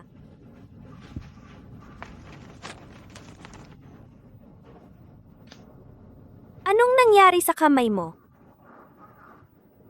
Hindi ka ba curious kung ano ito? Ano ito? Ebidensya ito ng krimen. Isang ebidensya. Ebidensyang sapat para ipadala ang isang tao sa impyerno. Paano mo nakuha ang ganitong bagay? Kwentuhan kita. May kaibigan ako. Anak siya sa labas. Mula pagkabata, hindi siya tanggap ng pamilya. Yung mga pinsan niya, lalo pang binubuli at inaapi siya ng basta-basta. Walang may gusto sa kanya. Kaya sa unang kalahati ng buhay niya, wala siyang kaligayahan o kasiyahan. Hanggang sa isang araw, nakilala niya ang isang babaeng tunay na nagmamahal sa kanya at galing sa mayamang pamilya. Na-realize niya na ito na marahil ang tanging pagkakataon niya. Ginamit niya ang impluensya ng pamilya ng babae para alisin ang lahat ng humahadlang sa pagkuha niya ng kapangyarihan sa pamilya. Unti-unting inalis ang mga ito. Sa huli, nakuha niya ang lahat. Pero siya, gusto niyang burahin ang masakit niyang nakaraan kaya pinatay niya ang buong pamilya ng babae. Ano ang ibig mong sabihin sa pagsasabi nito sa akin? Nagsisisi na siya ngayon. Gusto niyang magbayad puri. Sa tingin mo ba, may pagkakataon pa siya? Patay na ang babae. Paano pa siya magbabayad puri? At saka, bago siya magbayad puri, dapat bang pagbayaran muna niya ang mga nagawa niya sa nakaraan? Jetzt cool na. Yung taong sinasabi mo, ikaw ba yon? Yung taong sinasabi mo, hindi kaya ikaw mismo yon? Siyempre hindi. Mukswe, paano mo naiisip yun tungkol sa akin? Mula nung tawagin mo akong Wen Mokshue, alam ko na, hindi ka maglakas loob at hindi mo kailanman aminin ang mga kasalanan mo.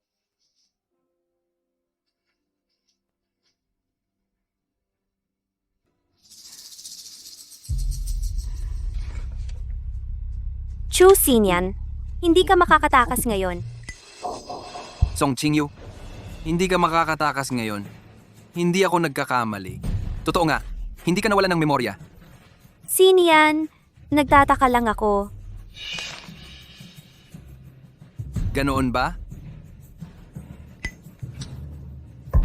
Hindi.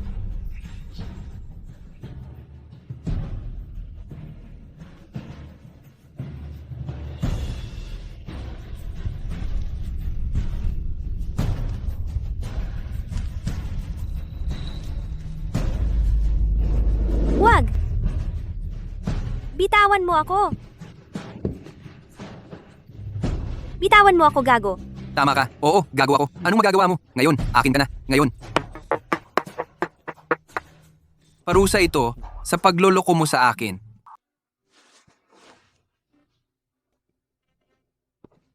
Miss Song.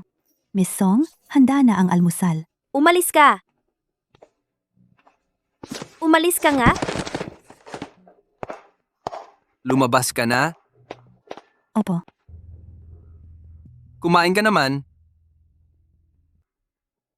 Noong mag-asawa pa tayo, paborito mo ang steamed egg custard na ako ang gumagawa. Karaniwan, toyo ang nilalagay ng iba. Ikaw lang ang mahilig maglagay ng asukal. Naalala ko pa lahat yun. Napakababa ko noon. Kahit konting kabutihan mo lang sakin, sobrang saya ko na. Pero ngayon, choosing yan, mas gugustuhin kong magutom at mamatay sa labas, kaysa kumain ng kahit isang subo mula sa'yo. Pagkatapos noon, hindi na ako nagluto para sa iba.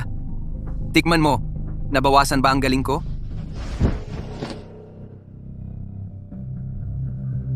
Kung ganyan ka, mag-aalala rin si Tang Yun at ang tatay mo. Gusto ko silang makita. Wala kang karapatang makipag-ayos sa akin. Kung ganun, hindi ako kakain. Kahit hindi ka kumain, okay lang. Mabubuhay ka naman sa intravenous feeding. Kung patuloy kang hindi kakain, ipapang-iniksyon ko sa'yo ang dapat para sa tatay mo.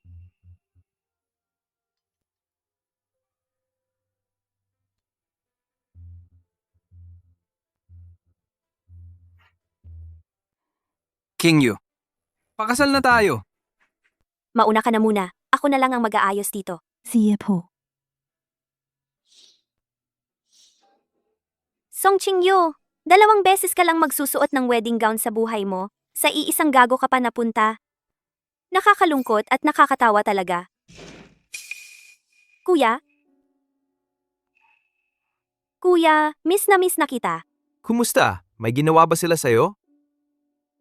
Kuya, samahan mo ako. Sige, ngayong gabi na tayo aalis. Subukan mong ilagay ang gamot na ito sa inumin niya. Ngayong gabi, alas 11, may palitan ng mga bodyguard. Pagdating ng oras, susunduin kita. Qingyu, tapos ka na ba? Kuya, umalis ka na, bilis. Anong ginagawa mo? Ano? Alin ba sa katawan mo ang hindi ko pa nakita? Lumabas ka. Kumusta po, miss?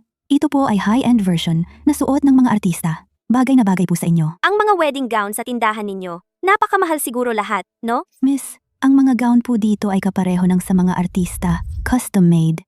Ang presyo po ay mula sa 7 digit pataas. Qingyu, alin ang gusto mo? Kunin ko na lang lahat. Dadalhin ko na lang para piliin. Sige po. Qingyu, masaya ako kapag nakikita kitang gumagastos ng pera ko. Pera yan ng pamilya namin, ng mga song. Mamaya, dadalhin kita sa isang lugar, okay?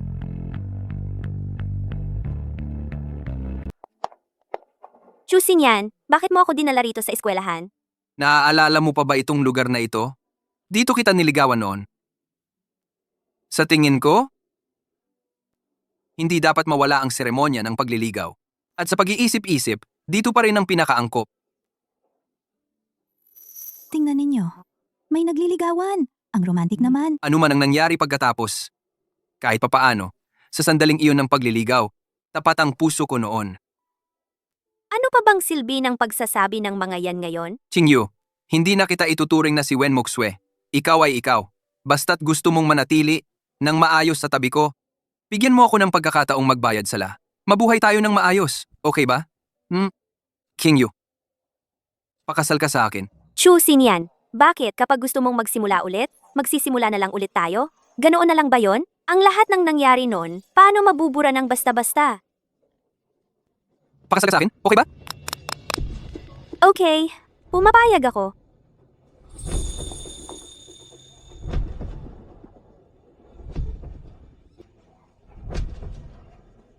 (11 PM ngayong gabi, magkakaroon ng palitan ng mga bodyguard. Sa oras na iyon, susunduin kita.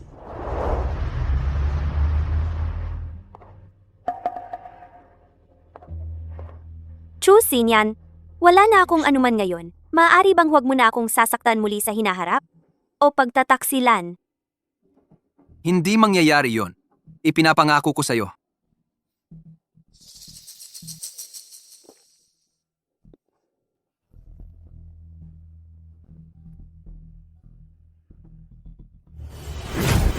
Magdamag tayong nagbabantay, wala namang nangyayari. Totoo, baka nagdududa lang si Amo Chu. Tara na, magyosi muna tayo, tara na nga. Yung abo ni Mama, saan kaya niya itinago?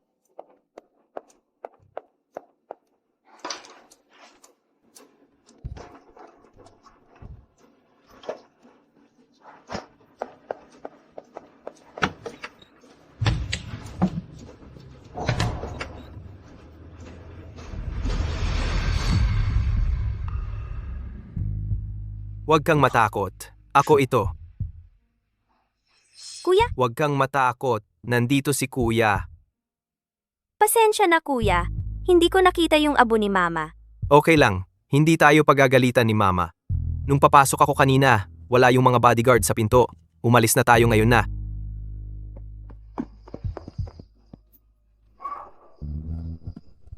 Qingyu, niloko mo na naman ako. Qingyu, niloko mo na naman ako.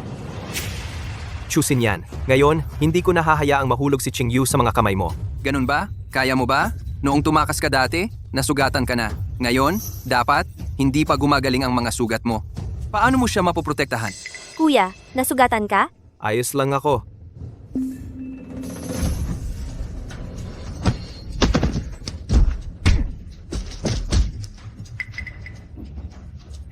Kuya,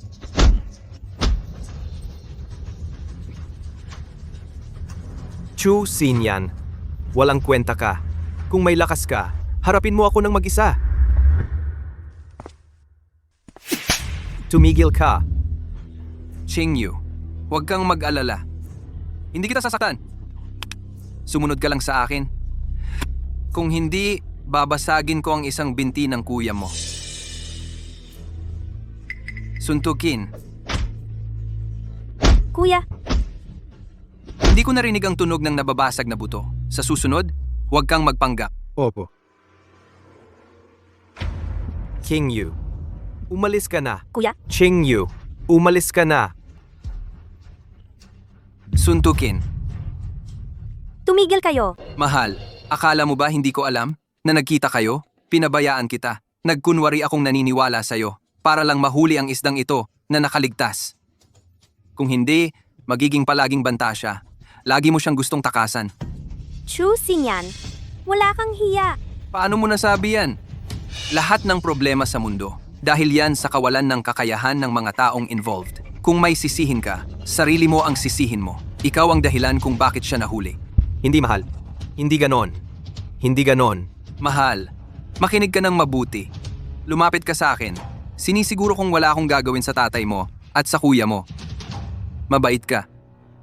Halika.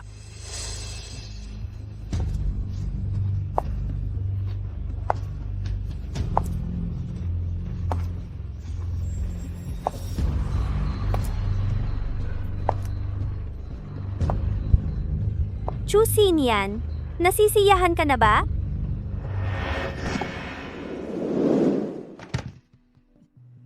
Hayop ka. Anong gagawin mo kay Mahal? Ikulong si Tang Yun. Hinuli mo si Tang Yun? Oh. Chu Xinyan, gagawin mo talaga hanggang dulo? Oh. Nababaliw ka na talaga, Chu Xinyan.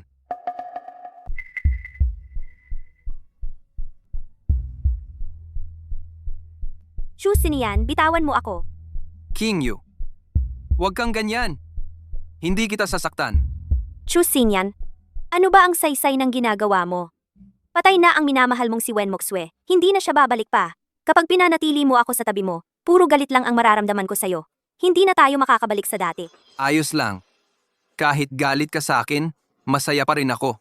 Chu Xinyan, baliw ka talaga. Oo, baliw nga ako. Mula nang ako'y isinilang, mababa na ang halaga ng buhay ko. Walang sino mang ipinanganak na mababa ang uri. Hindi mo dapat iniisip yan. Dahil maayos ang pamilya mo. Siyempre, hindi mo maiintindihan ang nararamdaman ko. Sasabihin ko sa'yo, lubos kong pinagsikapang baguhin ang lahat ng ito. Anong kasalanan ko? Saan ako nagkamali? Ang mga magulang ko, anong kasalanan nila? Anong kasalanan ko? Kung hindi kita nakilala, hindi sila mamamatay. Chu Xinyan, nakikiusap ako sa'yo. Patayin mo na lang ako, pwede ba? Patayin mo ako.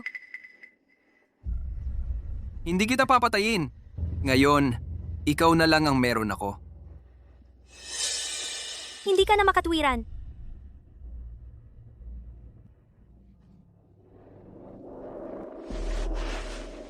Bitawan mo ako. Kailangan kong umihi. Nakikiusap ako. Kailangan kong umihi.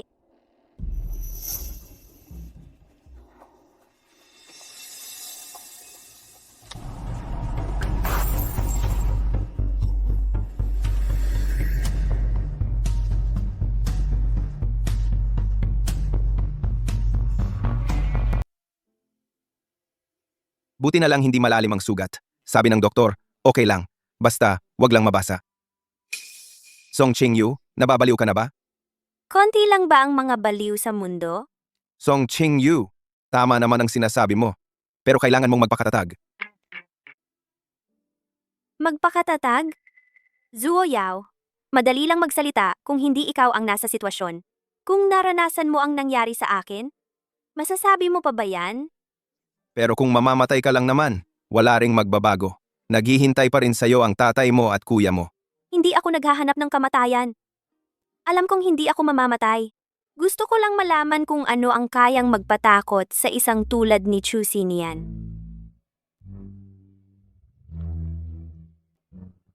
Kung gusto mong uminom ng tubig, pindutin mo lang ang bell para tawagin ako. Nasaan si Chu Xinyan? Sinabihan ko siyang huwag muna dumalaw sa'yo sa mga susunod na araw. Gusto ko siyang makita. Ikaw, Gusto ko siyang makita. Zuo Yao. Lumabas ka muna.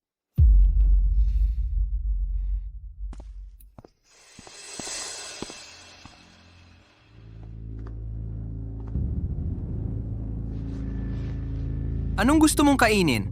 May gusto ka bang inumin?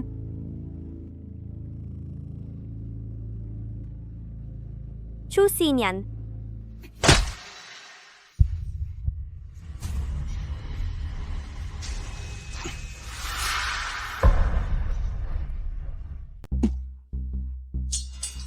Pumunta ako rito ngayon ay para lang sabihin sa'yo.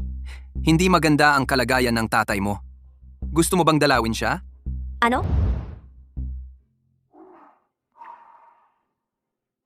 Maayos naman ang lagay niya dati, pero nitong mga nakaraang araw, bigla siyang tumigil sa pagkain at nag-iingay na makita ka. Naglabas na ng critical condition notice ang doktor. Ngayon, ang makakapagligtas lang sa kanya ay ikaw na siguro. Huwag mong tatawaging tatay. Song Ching-yu. Hindi talaga stable ang kanyang kondisyon. Pinagbawalan siya ng doktor na masyadong mag-alboroto. Kapag nakapasok ka na, mas mabuti huwag kang magsalita sa akin ng ganyan.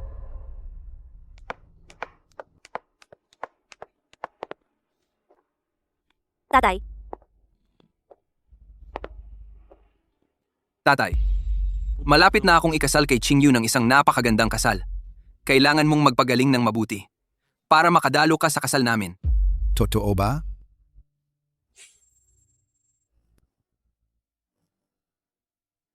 oh.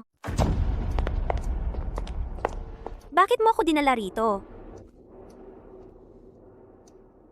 Ching-yu, bago tayo ikasal, may sorpresa ako para sa'yo. Kailan ba ako pumayag na pakasalan ka? Hindi ka nga pumayag, pero okay lang.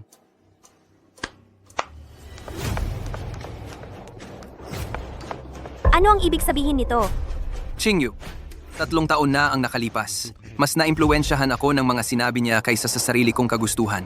Dahil sa galit niya sa'yo, kaya niya binuo ang planong yon. Kung maghihiganti ka man, siya ang dapat mong unang kapuutan, bago ako.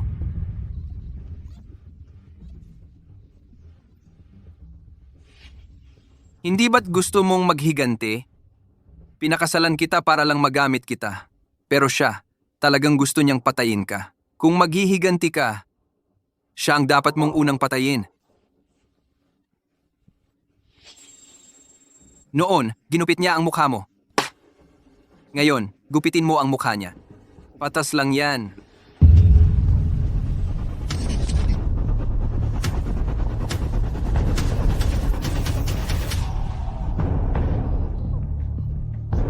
Huwag kang mag-alala. Ang nangyari ngayong gabi ay hindi malalaman ng ika-4 na tao.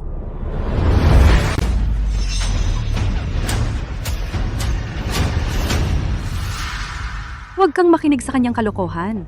Hindi ganoon. Siya mismo ang gustong gawin iyon, hindi ako. Siya ang may gusto na sirain ang inyong pamilya, Song Ching-yu.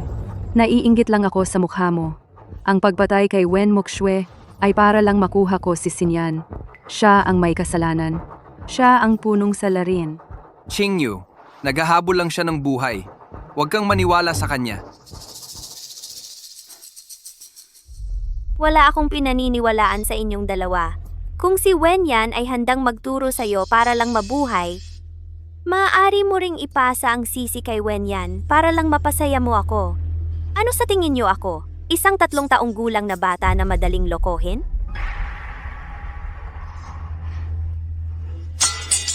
Wen Yan, hindi kita sasaktan. Hindi ako katulad ninyo. Hinihiling ko lang ang batas na magbigay ng makatarungang resulta. Pwede kitang pakawalan, pero kailangan mong mag-surrender sa pulis. Magsusurrender ako. Talagang magsusurrender ako. Kung magsusurrender ka, ano naman ang mangyayari sa akin? Paano ko malalaman kung sa pag-surrender mo, isusumbong mo rin ako? Hindi ba't sinabi mo tayo ay mga kasabwat sa iisang bangka? Hindi ako magsasalita. Sayang, hindi ako naniniwala.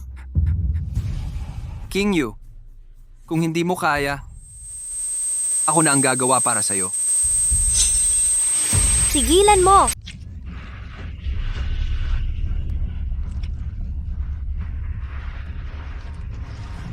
Tama na. Ayokong gawin itong madumi sa lugar kung saan tayo ikakasal. Dito sa ating kasalan. Ching Yu, pumayag ka. Nang pakasalan ako. Mga tauhan, dalhin ninyo ang babaeng baliw na ito sa mental hospital. Opo? Chu Xinyan, mamatay kang masama. Papatayin kita. Kahit maging multo ako, hahabulin kita. King Yu, Huwag kang lumapit. kailan ba ang ating kasalan? Kahit kailan. Pero dapat siguraduhin mong ligtas ang tatay ko at ang kuya ko. Huwag kang mag-alala. Sa araw ng ating kasalan, mas magiging maayos ang kalagayan ng tatay mo kaysa ngayon. At personal niyang masasaksihan ang ating kasalan. Eh ang kuya ko, Basta, hindi na niya gustong ilayo ka sa akin. Hindi ko siya papatayin. gusto ko ngayon na magpakasal. Hindi pwede. Bakit? Ganito na lang. Gawin mo ang isang bagay para sa akin. Papayagan kitang makita siya, kahit isang beses. Tayo'y mag-shake. Si.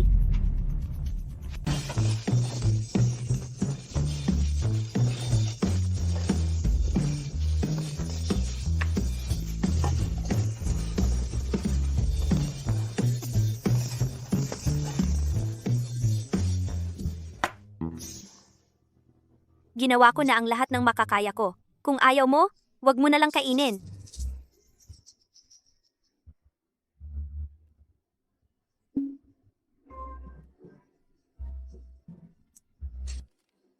Kung hindi mo talaga makain, wag mo na lang kainin.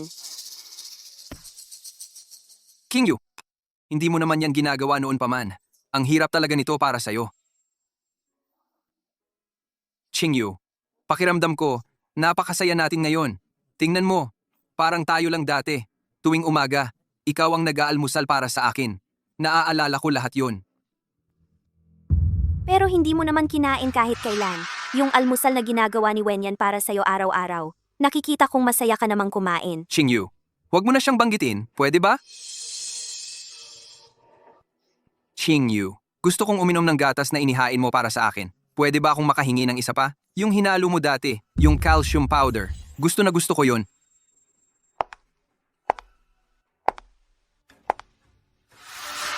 Ito ba ang sinasabi mo? Oo, saan mo binili yan? Bibili pa ako ng ilang lata. Kapag naubos na itong isang kahon, hindi mo na ito mabibili pa. Ano ang ibig mong sabihin? Dahil ang ating anak, napagkasyahan lang ang ganito kaliit. Ang anak ko. Ano ibig mong sabihin? Siyempre, anak natin yon. Sayang, matagal na siyang pinatay ng sarili mong kamay. Ibig mong sabihin, noong panahong iyon, buntis ka? Oo, noong panahong iyon, mahigit 2 buwan na akong buntis. Pero hindi mo na nalaman. Oh, nga pala, may isa pa akong sasabihin sa'yo. Kahit na si Wen Yan ay humiram ng similya para magkaanak at nakipagtalik sa ibang lalaki, ang batang ipinagbuntis niya, anak mo pala talaga. Parehong anak mo, namatay sa kamay mo. Nararapat lang sa'yo yan. Karma yan.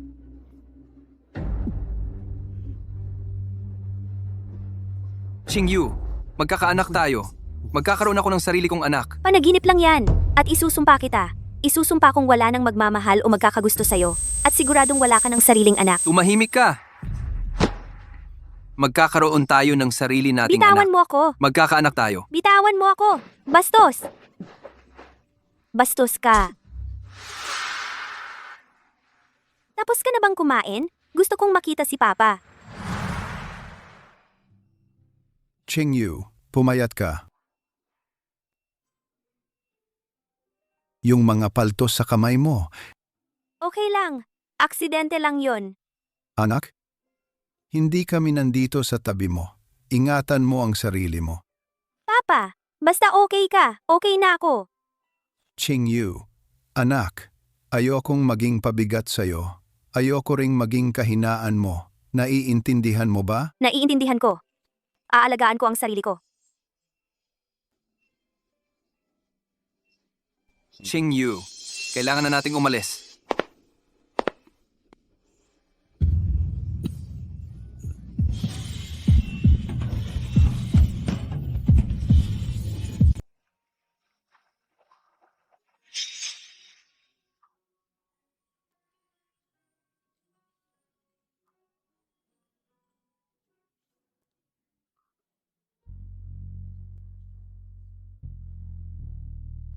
Maligayang kaarawan sa ating munting prinsesa.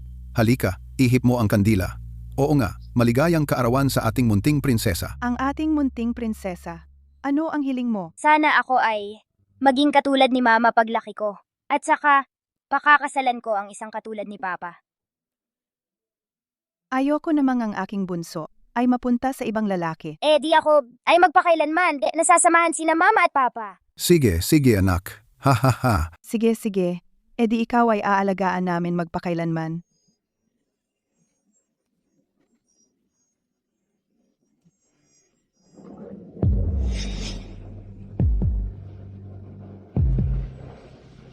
Mama, 28 taong gulang na ako ngayon. Nakikita mo yan sa langit, di ba?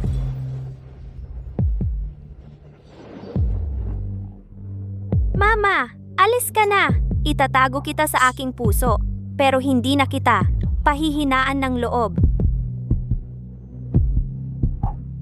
Siguradong ililigtas ko sina Papa at Kuya. Sigurado yan.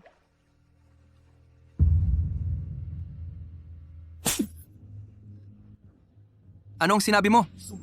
Nawawala si Song Qingyu. Huwag kang mag-alala sa tao. Ako ang nagdala sa kanya. Napakahigpit mo sa kanya. Hindi imposible na sa isang araw, kapag talagang magpapakamatay siya, wala kang pagkakataon para pigilan siya. Dapat, bigyan mo siya ng pagkakataong huminga. At saka, nasa kamay mo ang kapatid niya at ang tatay niya. Anong kinakatakutan mo? Wala, okay lang. Ako ang magbabantay sa kanya. Maaga kayong umuwi.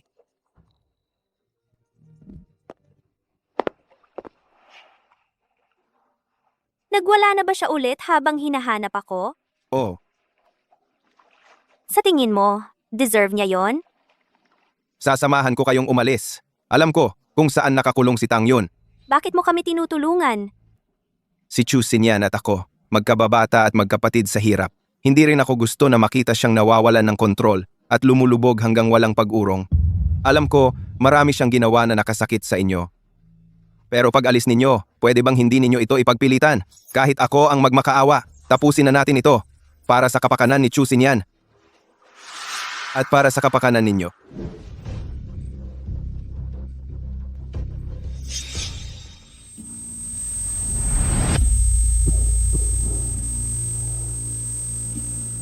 King Yu, kasalanan ko na nadamay ka. Qing Yu, kasalanan ko ito. Bakit? Bakit mo nasabi iyon pa?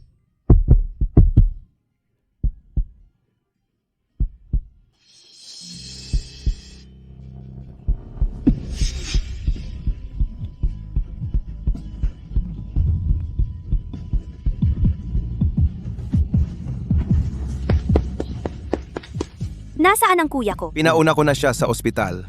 Hintayin na lang natin siya doon. Bilisan mo. May masamang kutob ako. Kumusta? Ano? Ano ang nangyari kay Song Shuo? Kritikal ang sitwasyon. Tawagan agad ang pamilya ng pasyente. Wala pa ring tibok ng puso. Nasaan ang pamilya niya? Dumating na ba ang pamilya niya?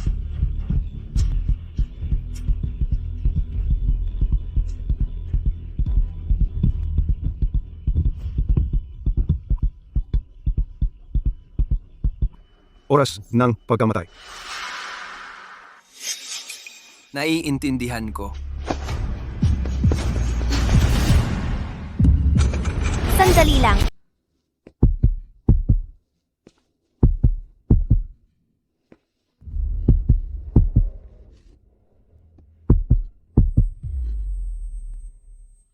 Papa. Bitawan mo ako. Bitawan. Bitawan mo ako? Bitawan ninyo ako. Song Qingyu, huwag kang matakot. Nandito ako.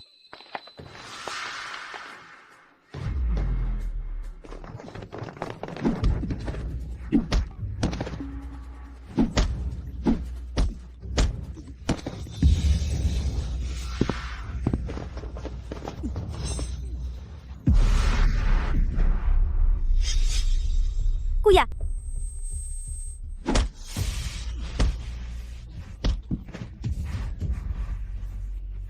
Nandito ang kuya mo. Umalis na tayo.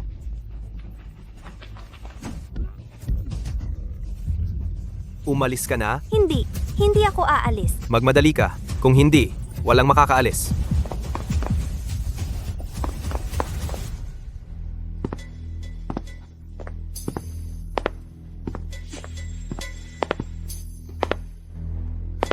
Kuya,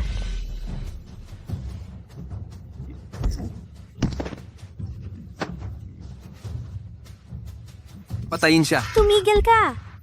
Tumigil ka.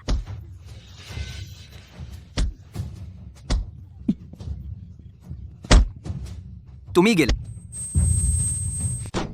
Chu Xinyan, buksan mo ang pinto. Chu Xinyan, ano ba talaga ang gusto mo? Zuo Yao, mas mabuting huwag mo nang sayangin ang oras mo.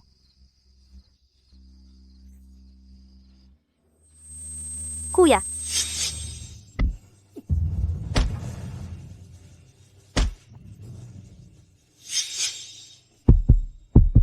Gising ka na.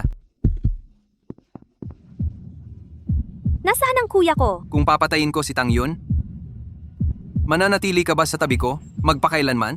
Kung mamatay ang kuya ko, pupuot ako sa'yo habang buhay. Pag-ibig man sa buong buhay, buhay pa rin yan. Pagkamuhi man sa buong buhay, buhay pa rin yan. Kung alam ko lang, dapat noon pa. Pinatay ko na si Tang Yun. Ano ang ibig mong sabihin? Buhay pa ang kuya ko, di ba? Dalhin si Tang Yun dito.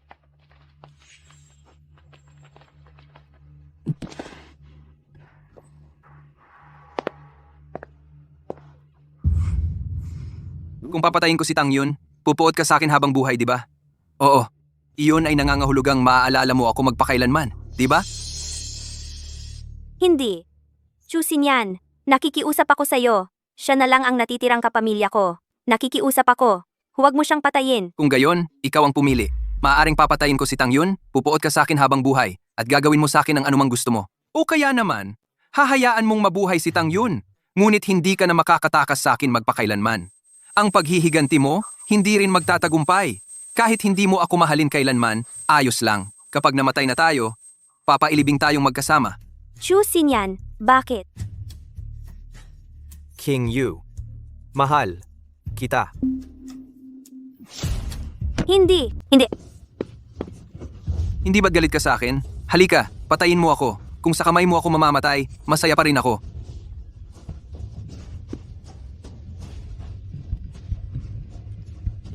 Kuya, huwag. Ayaw kong mamatay ka. Kuya. Hindi. King Yu, hindi ba dapat galit ka sa akin? Bakit mo ako ayaw tingnan?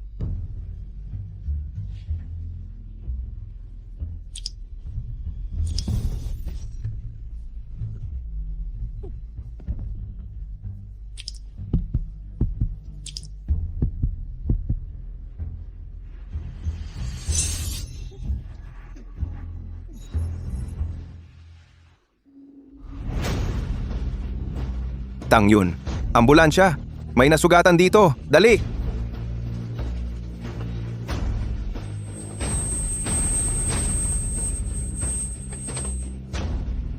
Doktor.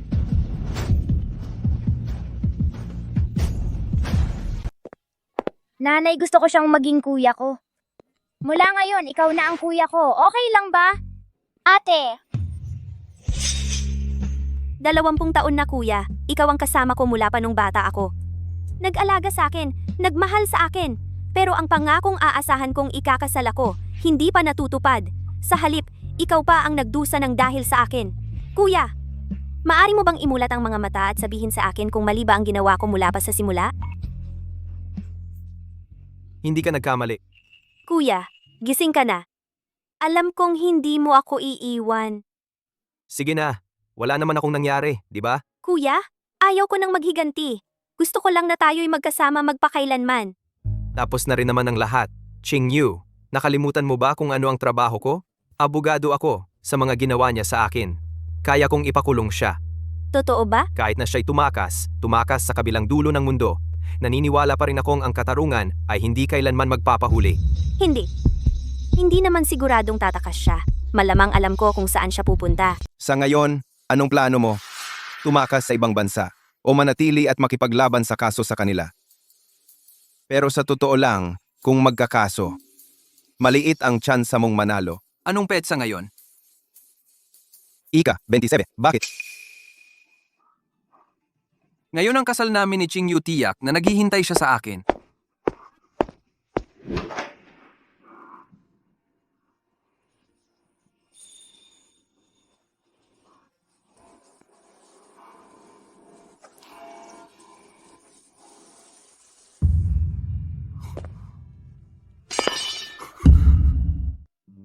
King Yu, tama ka. Isang basura ako.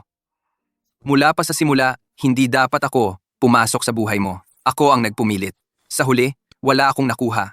Habang buhay na walang nagawa.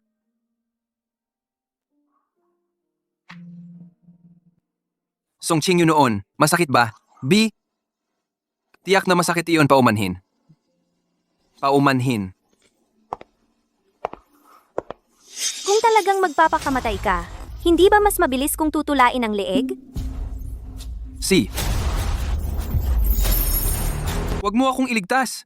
Alam kong karapat dapat akong mamatay. Chu Sinian. Walang sino mang ipinanganak na dapat mamatay, at walang sino mang ipinanganak na mababa ang estado. Ang buhay ay unti-unting binubuo. Anong klasing buhay ang mabubuo? Ikaw mismo ang magpapasya niyan. Pero wala na akong pagkakataon. Chu Xinyan, sinira mo ang buhay ko. Gusto kitang isama sa impyerno.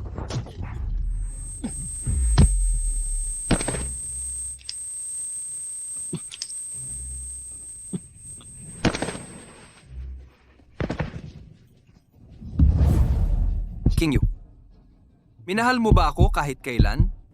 Hindi kailanman.